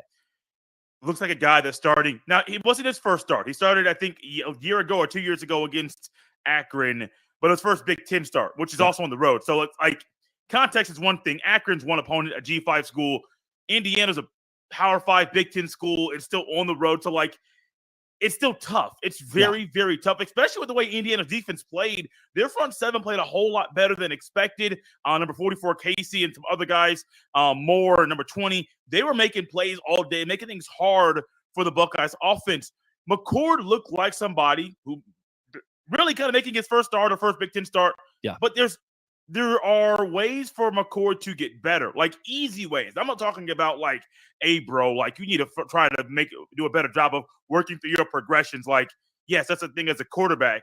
But I think some of the throws that he missed that were either low or high or just outside of the outstretched arms of a receiver, those things can be fixed. We would have a different view on McCord's performance if he had some of those throws that were off, one to Fleming over the middle, one to Harrison Jr. that got called back due to Harrison Jr. stepping out of bounds. If those two throws are completions, we're looking at McCord's performance a whole lot different than we are now. The numbers are one thing. The play is another. But also I do think when you put all that together, McCord's a quarterback who is starting week 2, and I do believe is the right guy going forward to start week 3, start against Notre Dame, and beyond. Jay Stevens is not falling for the overreaction Monday that everybody get. Backup quarterback's always the most popular guy in town after week 1, Jay. But this Ohio State team, Ryan Day, if they're going to make the college football playoff again this season, what has to go right? And is this a playoff caliber roster?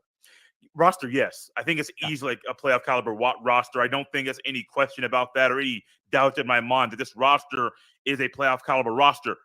I think a lot of things have to look at the offense. That was not the conversation most people were having going into the season, but listeners of Locked On Buckeyes realized that the defense I thought would be okay. Offensively, new quarterback, what's the running back rotation? And even in week 2, I know what I think it should be. I don't know if the coaches have it set in stone what it will be Saturday against Youngstown State. Receivers, you got to get those guys involved. 3 of your 5 starting offensive linemen, they're new. You're going to have some growing pains early in the season. We saw those week 1. And so I do think for the Buckeyes to make the playoff once again, a lot of questions are on the the offense. Defensively, I think they'll be fine. I think they'll be one of the surprising units in the Big Ten, maybe in the entire country, with how fundamentally sound they are week in and week out. But a lot of it goes to, How quickly do you get things fixed with quarterback? How quickly does the offense get and stop playing conservative football? Do you beat Notre Dame? If you don't beat Notre Dame, your chances of going to the playoff go down drastically because you got Penn State at home. That week after, I do believe it's Wisconsin on the road. You got Michigan on the road in Ann Arbor. You got a Maryland team, and their defense is playing better than advertised. The Buckeye schedule, it's not the easiest this year. Look at the offense. The Buckeyes want to get to the playoff. That offense has to play better. So, Jay, what you just pitched me is this schedule is really tough when it comes to trying to win enough games, the right games, to make the college football playoff. Because, look, if you beat everybody else but lose to Maryland, you're still in. You still got a shot at this thing. So where do you stand right now? Does Ohio State make the college football playoff in 2023? Woo! Before the season, I said yes, and I don't think I've seen enough ball to change my mind. I do think the Buckeyes make the playoff this year. I just think this roster is too talented. And I do think over the next few weeks, I say few, I do think you're going to see something special from Ohio State against Notre Dame. And I don't know exactly why I think that, because based off one game, I don't have a reason to think that. But my gut tells me the offense will not be a well-oiled machine, but will be a whole lot better. The running backs will be a whole lot better. They'll start targeting the two receivers that are future potential first-round picks. So I do think by Notre Dame week, the game plan is going to be tweaked drastically. The defense will play a whole lot better. The rotations will get tighter for that game, because in that game in South Bend, if you win that game on the road, night game on NBC, you're telling the world, hey, we know what happened week 1. We know we got 2 lesser opponents week 2 and week 3, but this is Buckeye football. And Buckeye football shows up on the road and wins big games. So, yeah, I still have them in the playoff. That can change over the next few weeks, but I have not seen enough ball to change my prediction. Yeah, you're seeing a team grow up in real time here, Jay. And a lot of these playoff hopefuls, Georgia, another, need progression over the course of the season. We'll see if Ohio State can keep up with it. Jay, thanks for joining College Football Kickoff Live. No problem.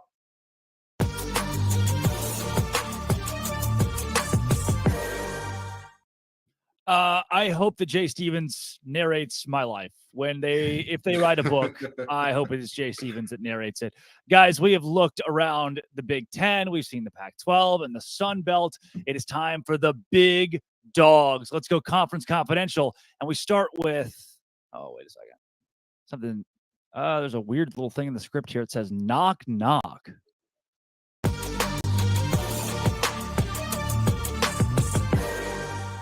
Hey, who's there? Get it? Because that's the Big 12. That's who's there. It's kind of a big week for us, to be honest with you over here, because last week was so bad. If you're in the Big 12 and you have TCU embarrassed, Texas Tech embarrassed, Baylor embarrassed, West Virginia embarrassed, you're going to need some kind of momentum this week. Luckily, you get it with Texas and Alabama. Two sides to this coin. On the one side, Big 12. I hope Texas wins. On the other side, SEC. If Texas wins, that's an SEC win against an SEC team, and it gives them momentum. But then again, if Texas beats Alabama and then Kansas State beats Texas or TCU beats Texas, what does that do for the Big 12? That week, I do think Texas wins.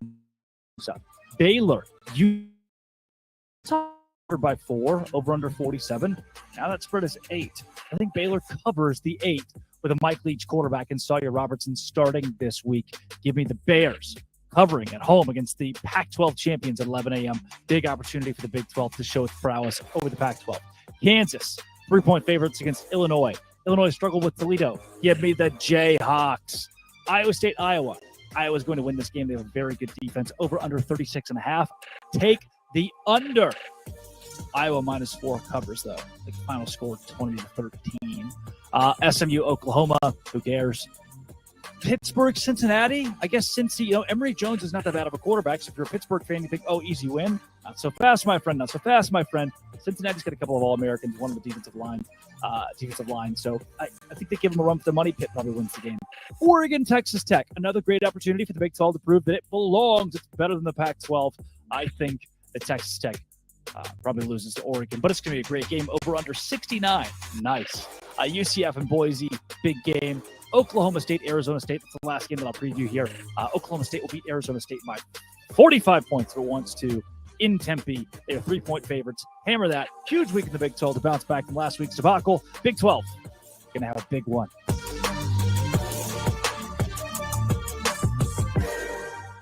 What's happening, everybody? Chris Gordy here from Locked On SEC. We got some big non-conference games in week 2 for the SEC. We start with number 20, Ole Miss at number 24, Tulane. A danger spot here for Lane Kiffin, the Ole Miss Rebels. Tulane quarterback Michael Pratt was near perfect last week in that win over South Alabama. Ole Miss, they hung 73 on Mercer last week, but this will be a much tougher test. Ullman Stadium is going to be loud. It's a small stadium, but those New Orleans fans are going to be drunk and fired up. And look, danger spot here for Ole Miss. I think Ole Miss wins in a close one. Quinshon Judkins in that run game wear them down in the second half. But keep in mind, Tulane is just a few months removed from beating the Heisman Trophy winner Caleb Williams and USC in the Cotton Bowl. So a dangerous spot there for Ole Miss. Next up, we got number 23, Texas A&M at Miami. Tough early test for the Aggies. They passed the smell test in week 1 with a ton of offense against New Mexico. The Bobby Petrino experiment appears to be working, but I almost consider this a must-win for Jimbo Fisher in week 2. If they lose this game, guess what's going to happen? You're going to start hearing talk of the buyout money again. Oh, the Petrino experiment's not working. What are they going to do? I think A&M wins, and I think they cover the 4 points out there at Miami. I just feel like Connor Wegman looked so much better last week. 5 touchdown passes. I think he had all of 8 last year. Much better, much improved Texas A&M team. I think they get it done in Miami. Auburn is out at Cal. That one's intriguing. We get to see what Hugh Freeze has in store going out to the West Coast. Jaden Otte, Cal running back, talking some trash this week about Auburn. But I think the Tigers get it done, especially if their running back Jarquez Hunter is back out there this week for Auburn. And then lastly, the game of the week, it is Texas at Alabama, a rematch of the game last year where Alabama gutted out a 20-19 win, but Bryce Young is gone. Enter Jalen Milroe. We saw him look really good last week as the new Alabama quarterback, but it was against Middle Tennessee State. What does he look like against the speed of Texas? Going to be interesting, especially that Alabama defense going up against those Texas receivers. Quinn Ewers, he was having a day before he got knocked out of that game a year ago. So big game here for Alabama. I think they get it done at home as a 7-point favorite in Tuscaloosa. Look, Nick Saban's only lost 5 games at home since 2010, and 3 of those were special Heisman performances when you consider Johnny Manziel, Cam Newton, and Joe Burrow. If Quinn Ewers plays Heisman-level football, they'll pull off the upset, but I think Alabama wins and wins at home.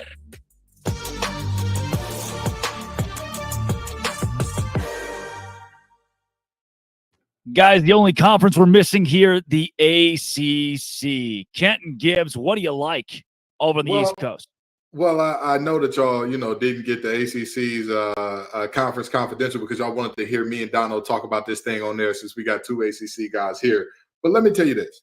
This, by all accounts, should be a boring week, right? We've only got 4 games in the entire conference that have single-digit lines. You're looking at Virginia Tech, Purdue. You're looking at UVA, James Madison. You're looking at Miami, Texas A&M. And you're looking at Pitt and Cincy. Now, with that being said, I'm sorry, I forgot NC State and Notre Dame in there as well, 5. But that's it, right? With that being said, I'd be a liar if I told you I'm 100% certain that all of these things hold. I mean, we had an NIU team that was terrible walk into Boston College's trap and take over their trap. That was just embarrassing. And so we look around and we say, well, can Boston College beat Holy Cross? We want to say yes, but are we sure of that? You know what I mean? There's a lot going on there. And then even with these games that do have the single-digit lines, of course, you're looking at a chance for one of the most monumentous upsets in recent NC State history in beating a Notre Dame team that's coming into your house and trying to take food out of your fridge. What are you going to do about it? Virginia Tech headed up to Purdue. What's going on there? What is this team going to look like? Does Pride finally have them together? Can Grant Wells do something? I'll tell you what. I said about the ODU and Virginia Tech game, the team with Ali Jennings will win the game. I'm going to say the same thing about this one. The team with Ali Jennings will win the football game. That's a bad man, that receiver. And the only thing stopping him from being in the Biletnikoff conversation is Grant Wells and health. That's it. Those are the only 2 things that are going to stop him there. Virginia JMU, the best team in the state of Virginia, will win. I'm talking about the James Madison Dukes. They will win that football game. I have faith in them to cover that 6.5. We've already talked about Miami, Texas A&M, but Pitt Cincy could get real spicy. Yep. That could get real interesting. You've got Scott Satterfield, a guy who's no stranger to the ACC. Last stop was at Louisville, now coaching against Pitt in this game where we're finally going to get to see, last time Pitt had a quarterback, what happened? They were the last ever Coastal team to win an ACC championship. It looks like Narduzzi and the boys got themselves a goer in Phil Dracovic, who's returning home. So the question is, can they beat Cincy and can they blow out this 7-point spread? I think they can. Yeah, Dono, any reason to have an eye on that game or another game over the one occurring at Hard Rock? Well, also, I think North Carolina is going to win, but it's always interesting when a Power 5 team matched up against Appalachian State is favored by 19 points, because we know how that narrative for the Mountaineers has gone over the years, what they did every time. Texas Former A&M. Michigan fan here. I've seen it. So you look at that, it's like, yeah, is UNC the better team? Is Drake May one of the top quarterbacks in the country? Yes, but the Mountaineers have that kind of history. And I also listen. Two of the biggest games, I think, on the schedule this weekend involve ACC teams, right? We've talked about Notre Dame, NC State. Obviously, I'm going to be all invested, and I'll be at the game at Hard Rock Stadium between Miami and Texas A&M. And that's a really spicy one, guys, because, Chris Gordy, by the way, his bobblehead collection is everything. I was in awe of that. But he fairly brought up the Jimbo Fisher narratives because he's been in College Station. What is this, year 7 for him at College Station, Texas? And if they don't pull off that win at Hard Rock Stadium, folks are going to start talking about that buyout. I don't think there's quite as much pressure on Miami, but it's year 2 for Mario Cristobal. Year 1 was pretty humiliating at 5-7, as was Texas A&M's year last year. Both teams went 5-7 last year. So there's definitely pressure for Miami to look good at home, win the game if they can, and I believe they can win that game. But obviously, for as negative as the Jimbo narratives would be if Texas A&M lose, there would definitely be some Mario Cristobal narratives down in my neck of the woods if the Hurricanes lose that game and look bad doing it. So I think there's a lot of pressure on both sides. Yeah. Dono, let's go to hot seats around college athletics because I've avoided this conversation due to the whole Dave Aranda thing and the Baylor Bears, but we got to go there. First, though, from Nutrafol, Dono. Yes, Nutrafol, my friends. Thinning hair does not have to be your fate, guys. Nutrafol is doing amazing things. If you're tired of that weakening or thinning hair and you want to reach that full hair potential, leading hair growth supplement, Nutrafol, helps you improve your hair growth, visible thickness, and visible scalp coverage. Nutrafol's hair growth supplements use physician-formulated, natural, science-backed ingredients. Their drug-free, patented technology provides consistent, reliable results without compromising your sexual health, guys. Nutrafol supports healthy hair growth from within by targeting root causes of thinning hair. Take the first step to visibly thicker, healthier hair. Because for a limited time, Nutrafol is offering our listeners $10 off your first month subscription and free shipping when you go to Nutrafol.com/men and enter promo code LockedOnCollege. Find out why over 4,000 healthcare professionals recommend Nutrafol for healthier hair. Nutrafol.com/men with the promo code LockedOnCollege. That's Nutrafol.com/men, promo code LockedOnCollege. Funniest thing, Kenton, Billy Napier just sent me a LinkedIn request. It's a very updated profile, it seems. Who else is updating their LinkedIn this week? Oh, well, let's start with the ACC since that's where we ended the last segment. Jeff Hafley, brother, update that LinkedIn. Yeah. Go ahead and let people know. Put that little open to work banner. Go ahead, because Boston College has, they haven't held the same as when Adazio was there. They haven't held the same from when Tom O'Brien was there. They have objectively regressed.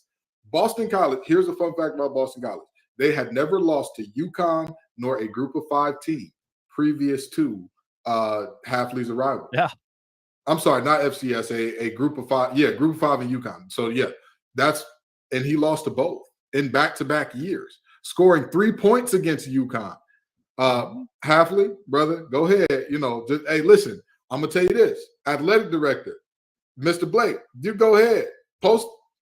Put that purple hiring banner on your profile, because we know in search of head coach qualifications must be a winner. We know what's coming. So let's just go ahead and get the formalities out the way, get the pleasantries out the way. Tell them, hey, Jeff, it's been real. It's been fun, but it ain't been real fun, brother. Go ahead and hit the road jacket. Don't you come back no more, no more, no more, no more. Dono, who do you got? Who's feeling the heat for you? Well, listen, you stole a little bit of my thunder when you brought up G5 Billy Napier. Oh no! They muted him. Did They our Brandon production muted team? him. Yeah, Production muted. We have a Florida. We have the host of Locked On Florida, part of our production team. So that's why he got muted. Go ahead, Dono. Tell the truth. He We gonna already speak about knows. the truth. And listen, I just get yourself familiar with LinkedIn Jobs, Billy, because I think G5 Billy's going to get a little bit more time there. He's going to get into year 3.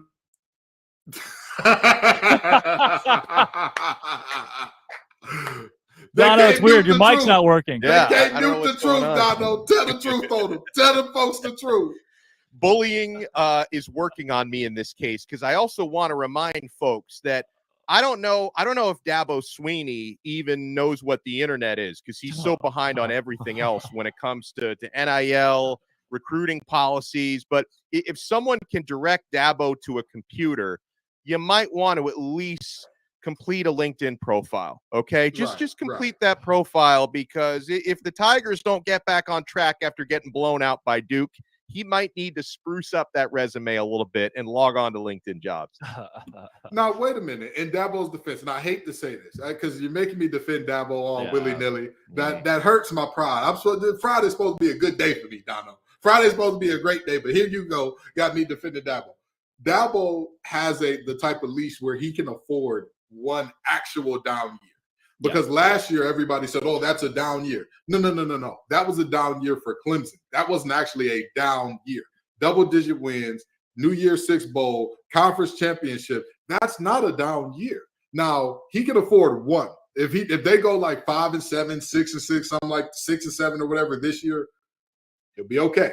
You do that again, and don't worry about it. You know, he don't even got to update his LinkedIn. Just going down there and try coaching those receivers in Tuscaloosa for a while. You know, I know that they got a carousel of former great coaches that are about to get churned back out. So that may be Dabo's fate. But I think for now, his seat is a little warm, but I'm not ready to say it's hot. You know, some of these coaches, their seats are hot as fish grease.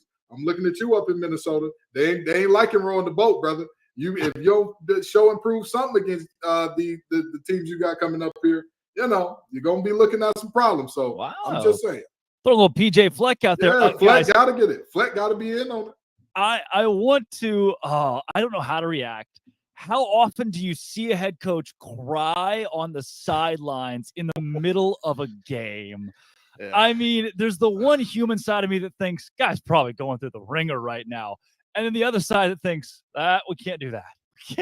We cannot cry on our sideline. Butch Jones at Arkansas State actually took a shot at Tennessee fans this week. He was like, oh, yeah, all the pressure on me is not even coming from our fan base. It's coming from, effectively, he insinuated Tennessee. It's like, Butch, everything you could say, you have just done a terrible job, and you cried on the sidelines in a 73-0 loss.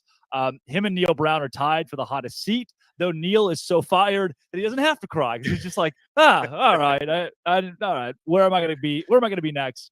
And then maybe the greatest jaunt into the hot seat conversation of all time, Dave Aranda, just not there. And then this week it's like, oh, well, I guess I got to fire him. In the span of 24 hours, it went from, guys won a Sugar Bowl and a Big 12 championship. What are we talking about? To, this could be a 1-5 start. Dave Aranda's gone. Jeff Grimes, the offensive coordinator, is the new interim head coach. And the Big 12 has a couple of guys that are fired after this season. What seemed like a one-seat, hot seat conference is now 2 after Dave Aranda lost to Texas State. But guys, it's time to whip around some of the poppiest, biggest headlines in all of college football. We'll take you around the nation with our czar of Locked On College. We have Heisman. Do we have a Heisman frontrunner already? Is it over in Colorado? Zach Blackerby, let's go.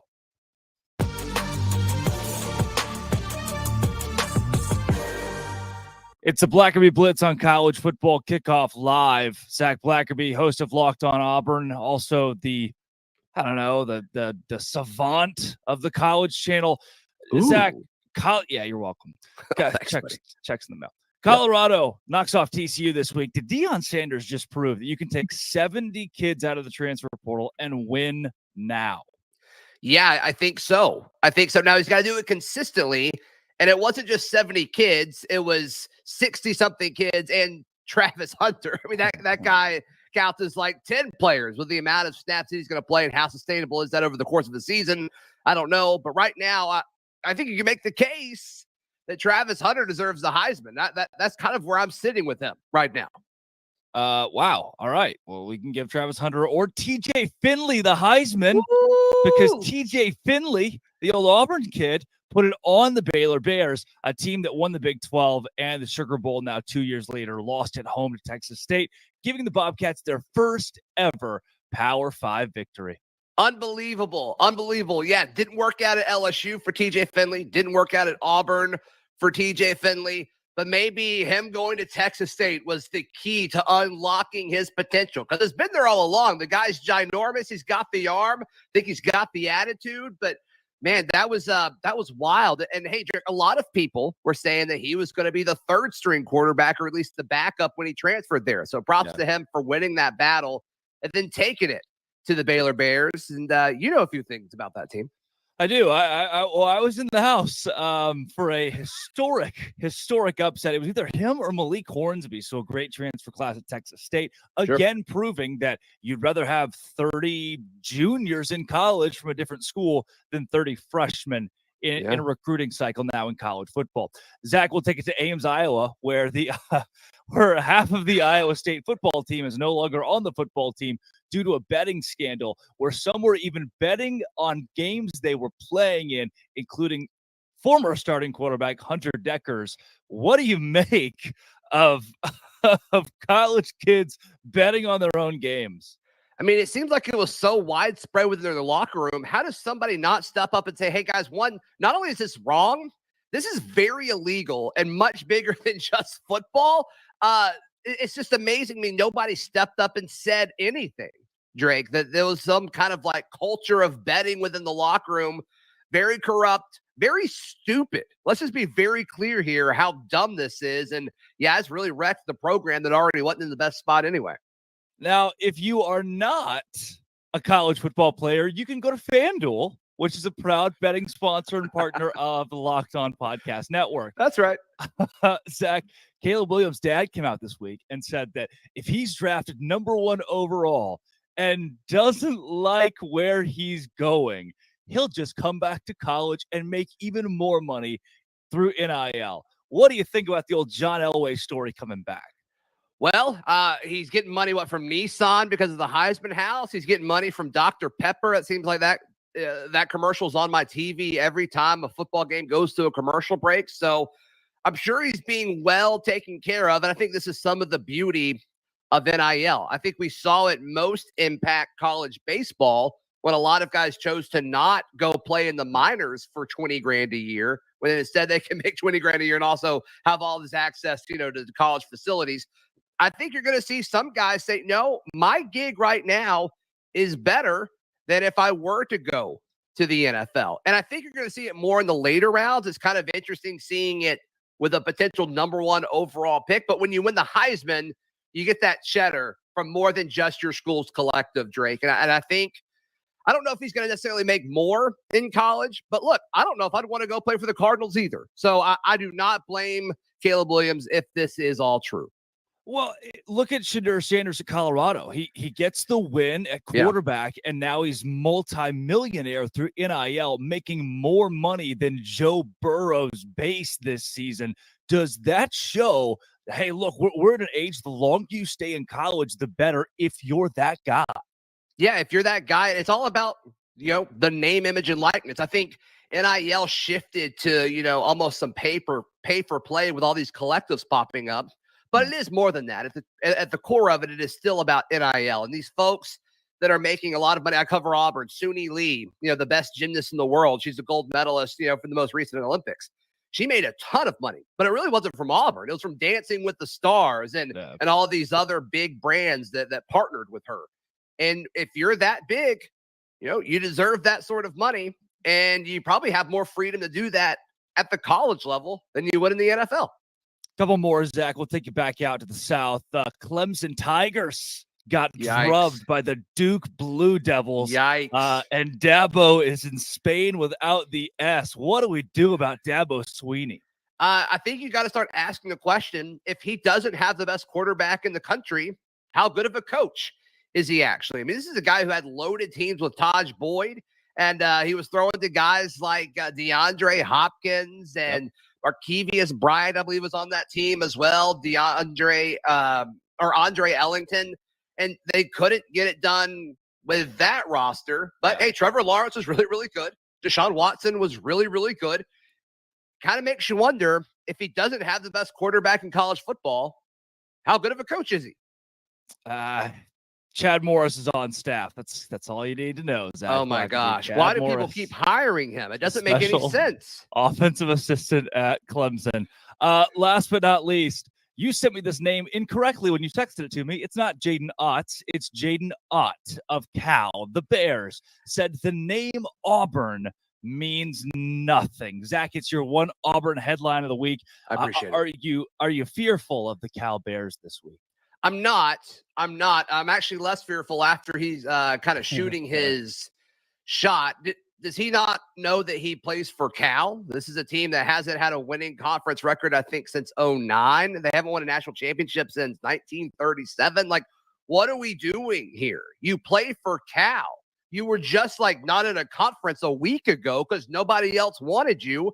And you're having to stoop to the level of joining a conference where the rest of the schools are 12 hours away from you because you don't really have a say in the matter. So we'll certainly see. It's going to be the latest kickoff in Auburn football history. I think that may impact the Tigers, unfortunately. But look, I'm all for it. We're not going to get a whole lot of opportunities for this. ACC After Dark. How about that?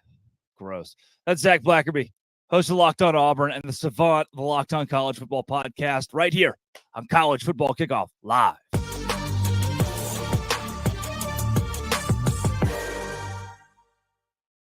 Wouldn't you know, that was me on Tuesday, and thanks to Nutrafol, this is me today. Kenton Gibbs, which of those headlines really sticks out to you? Well, let's forget about the headlines for a minute. Zach saying he wouldn't want to play for the Cardinals either. How much is Locked On paying you, brother? I don't care how bad the Cardinals are. If they want to pay me #1 draft pick money, I'll get on a coconut and shake like a tree for it. I get on a tree and shake like a coconut for it if they needed me to. Had it a little backwards. You know, that type of money dazes and confuses you a little bit, shakes you up. But the headline that was very interesting to me, and I hate to say this, I hate to make it about the Auburn thing because, you know, I don't want to give Zach the satisfaction, but I got to do it. Cal, what are you doing? A player from Cal trash talking anybody, brother, stop it. Stop it, okay? Unless you're talking like future earning potentials after school, unless you're talking about, hey, we're going to start more startups than you quicker than you can think of, and even then, you might not want to talk to Stanford. What are you doing, brother? You play at Berkeley. I 1,000% agree with Zach. You know, there are certain schools, hey, sit there and eat your food.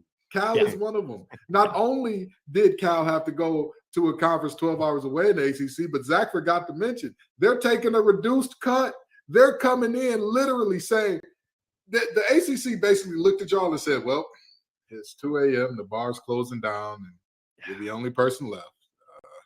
Come on, I guess, you know, and I'm not saying we've all been there because some of us make better life decisions than that. I'm not going to say which side of that fence I'm on, but you never want to be there. You never want to be that person getting picked last. It's the ugliest and nastiest thing there is. And Cal ended up being that. So maybe, just maybe do something special beyond have Deshaun Jackson on the cover of a game, over a decade ago, as your school's latest highlight in football. Just saying. Yeah. We are close, Kenton and Alex, to my favorite part of the show. And that's where we talk to our Locked On Bets guys who try, at least. But before we get to that, Alex, it's what, 12:49 on a Friday? It feels like game time. It's always game time. Even on 12:49 on a Saturday, if your team hasn't played yet, you get those amazing last-minute ticket deals. Forget planning months in advance, guys. Game Time has deals on tickets right up to the day of the event. Get exclusive flash deals on tickets for football, basketball, baseball, concerts, comedy, theater, and more. I used to get stressed out by the last-minute ticket experience. Now I embrace it. And the Game Time guarantee means you'll always get the best price. If you find tickets in the same section and row for less, Game Time will credit you 110% of the difference. So download the Game Time app. Create an account and use code LOCKEDONCollege for $20 off your first purchase. Terms apply. Again, create an account and redeem code LOCKEDONCollege for $20 off. Download Game Time today. Last-minute tickets, lowest price, guaranteed. Guys, last week we laughed and laughed that the level 2 lock of the week was West Virginia plus 20.5. And West Virginia did not cover 20.5. We all had it right, but we take it back to our betting experts we heard earlier from Locked On Ole Miss host Stephen Willis on why he thought the Rebels would cover. And Lee Sterling, your boy Q, Locked On Bets. They see this matchup with Tulane and Ole Miss a little bit differently. What the WTF? How about a top 25 matchup between Ole Miss and Tulane? Both teams come in 1-0 on the young season. FanDuel.com line on this one. Ole Miss minus 7.5 versus Tulane. Break this one down for us, Lee. Yeah, Tulane has been thinking about this game.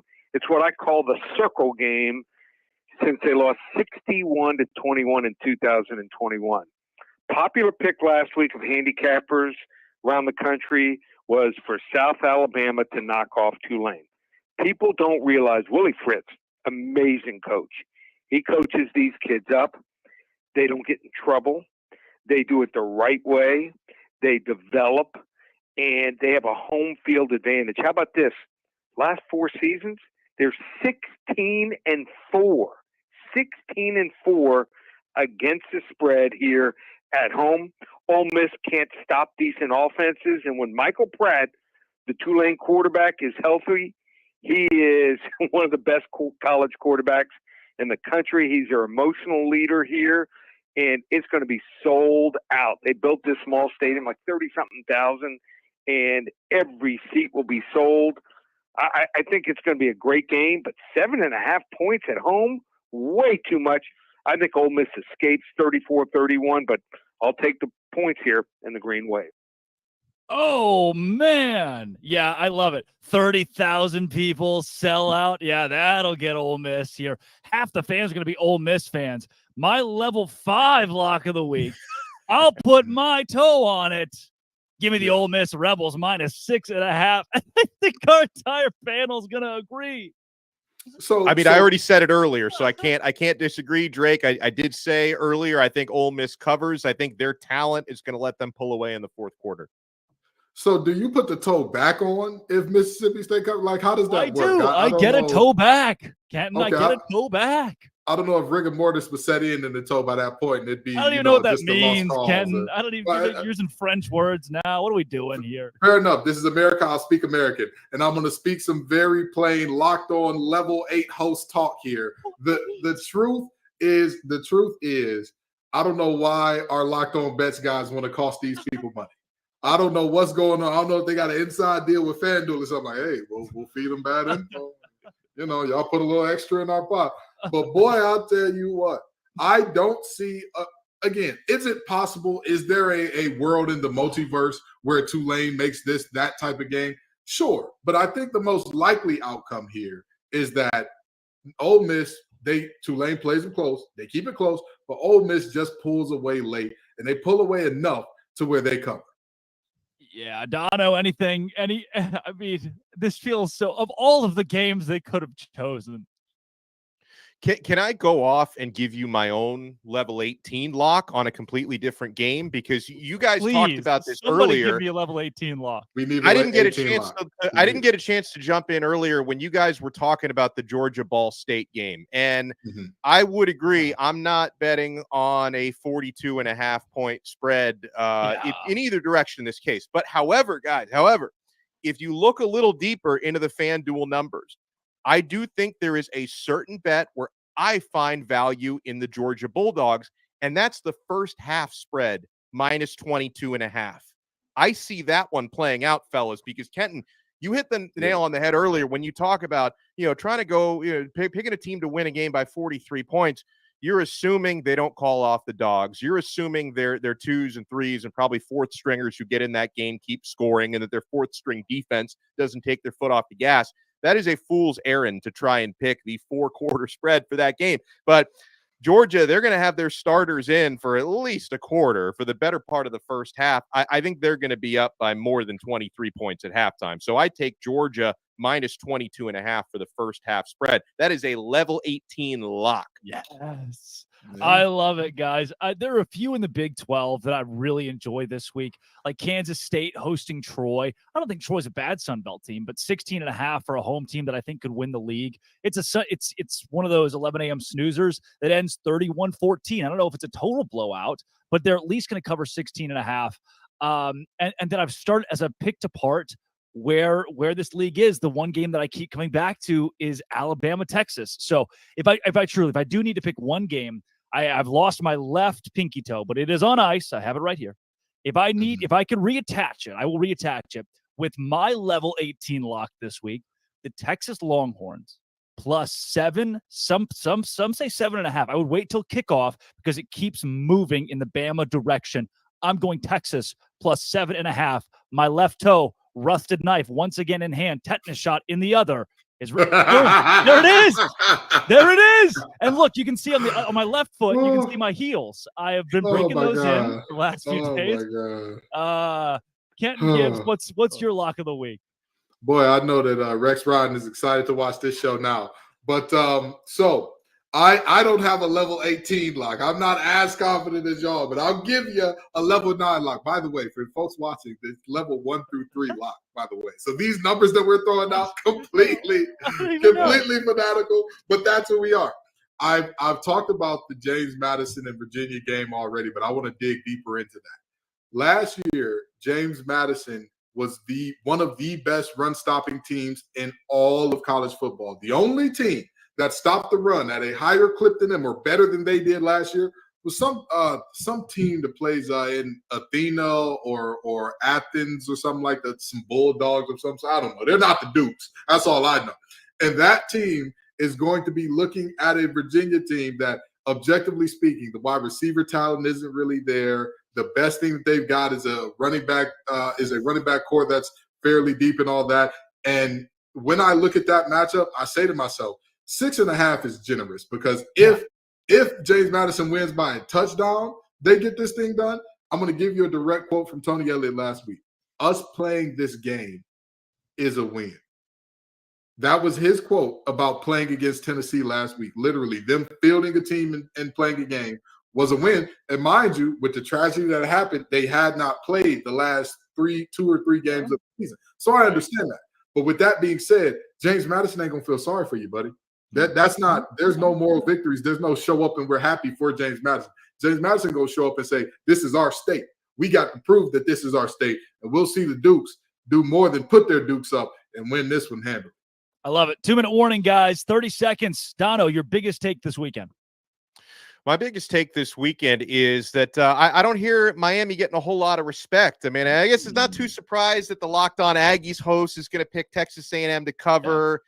Chris Gordy, he's caping up for the SEC. He's got Texas A&M covering no problem. I am really, really curious to see how that game between Miami and Texas A&M plays out at 3:30 p.m. tomorrow at Hard Rock Stadium. But, this reminds me, we had a conversation about Colorado and all the new scholarship players. 30 seconds, Dono. All right. Well, Miami's got a much different roster this year, and I think it's going to be a much different game. Kenton Gibbs, he cut into your time. 28 seconds. SEC, this is your weekend to redeem yourself out of conference. If y'all get embarrassed by the Power 5 conferences you play again, y'all got to change the slogan. It can't just mean more if y'all are sitting up here losing to UNC, getting whooped on by Florida State, losing to Miami, losing to everybody and their mama, Utah, without Cam Rising. And don't cut me off, Brandon. You can't have that and say it means more. Boom. The Big 12. Texas Tech beats Oregon. Baylor beats Utah. Texas beats Alabama. The trifecta to cover up a terrible weekend last weekend. And I'm not biased. Neither is Alex Dono of Locked On Canes. Kenton Gibbs of Locked On ACC. And I'm Drake Toll of Locked On Big 12. This has been College Football Kickoff Live. Thank you for making it your lunchtime listen every single Friday.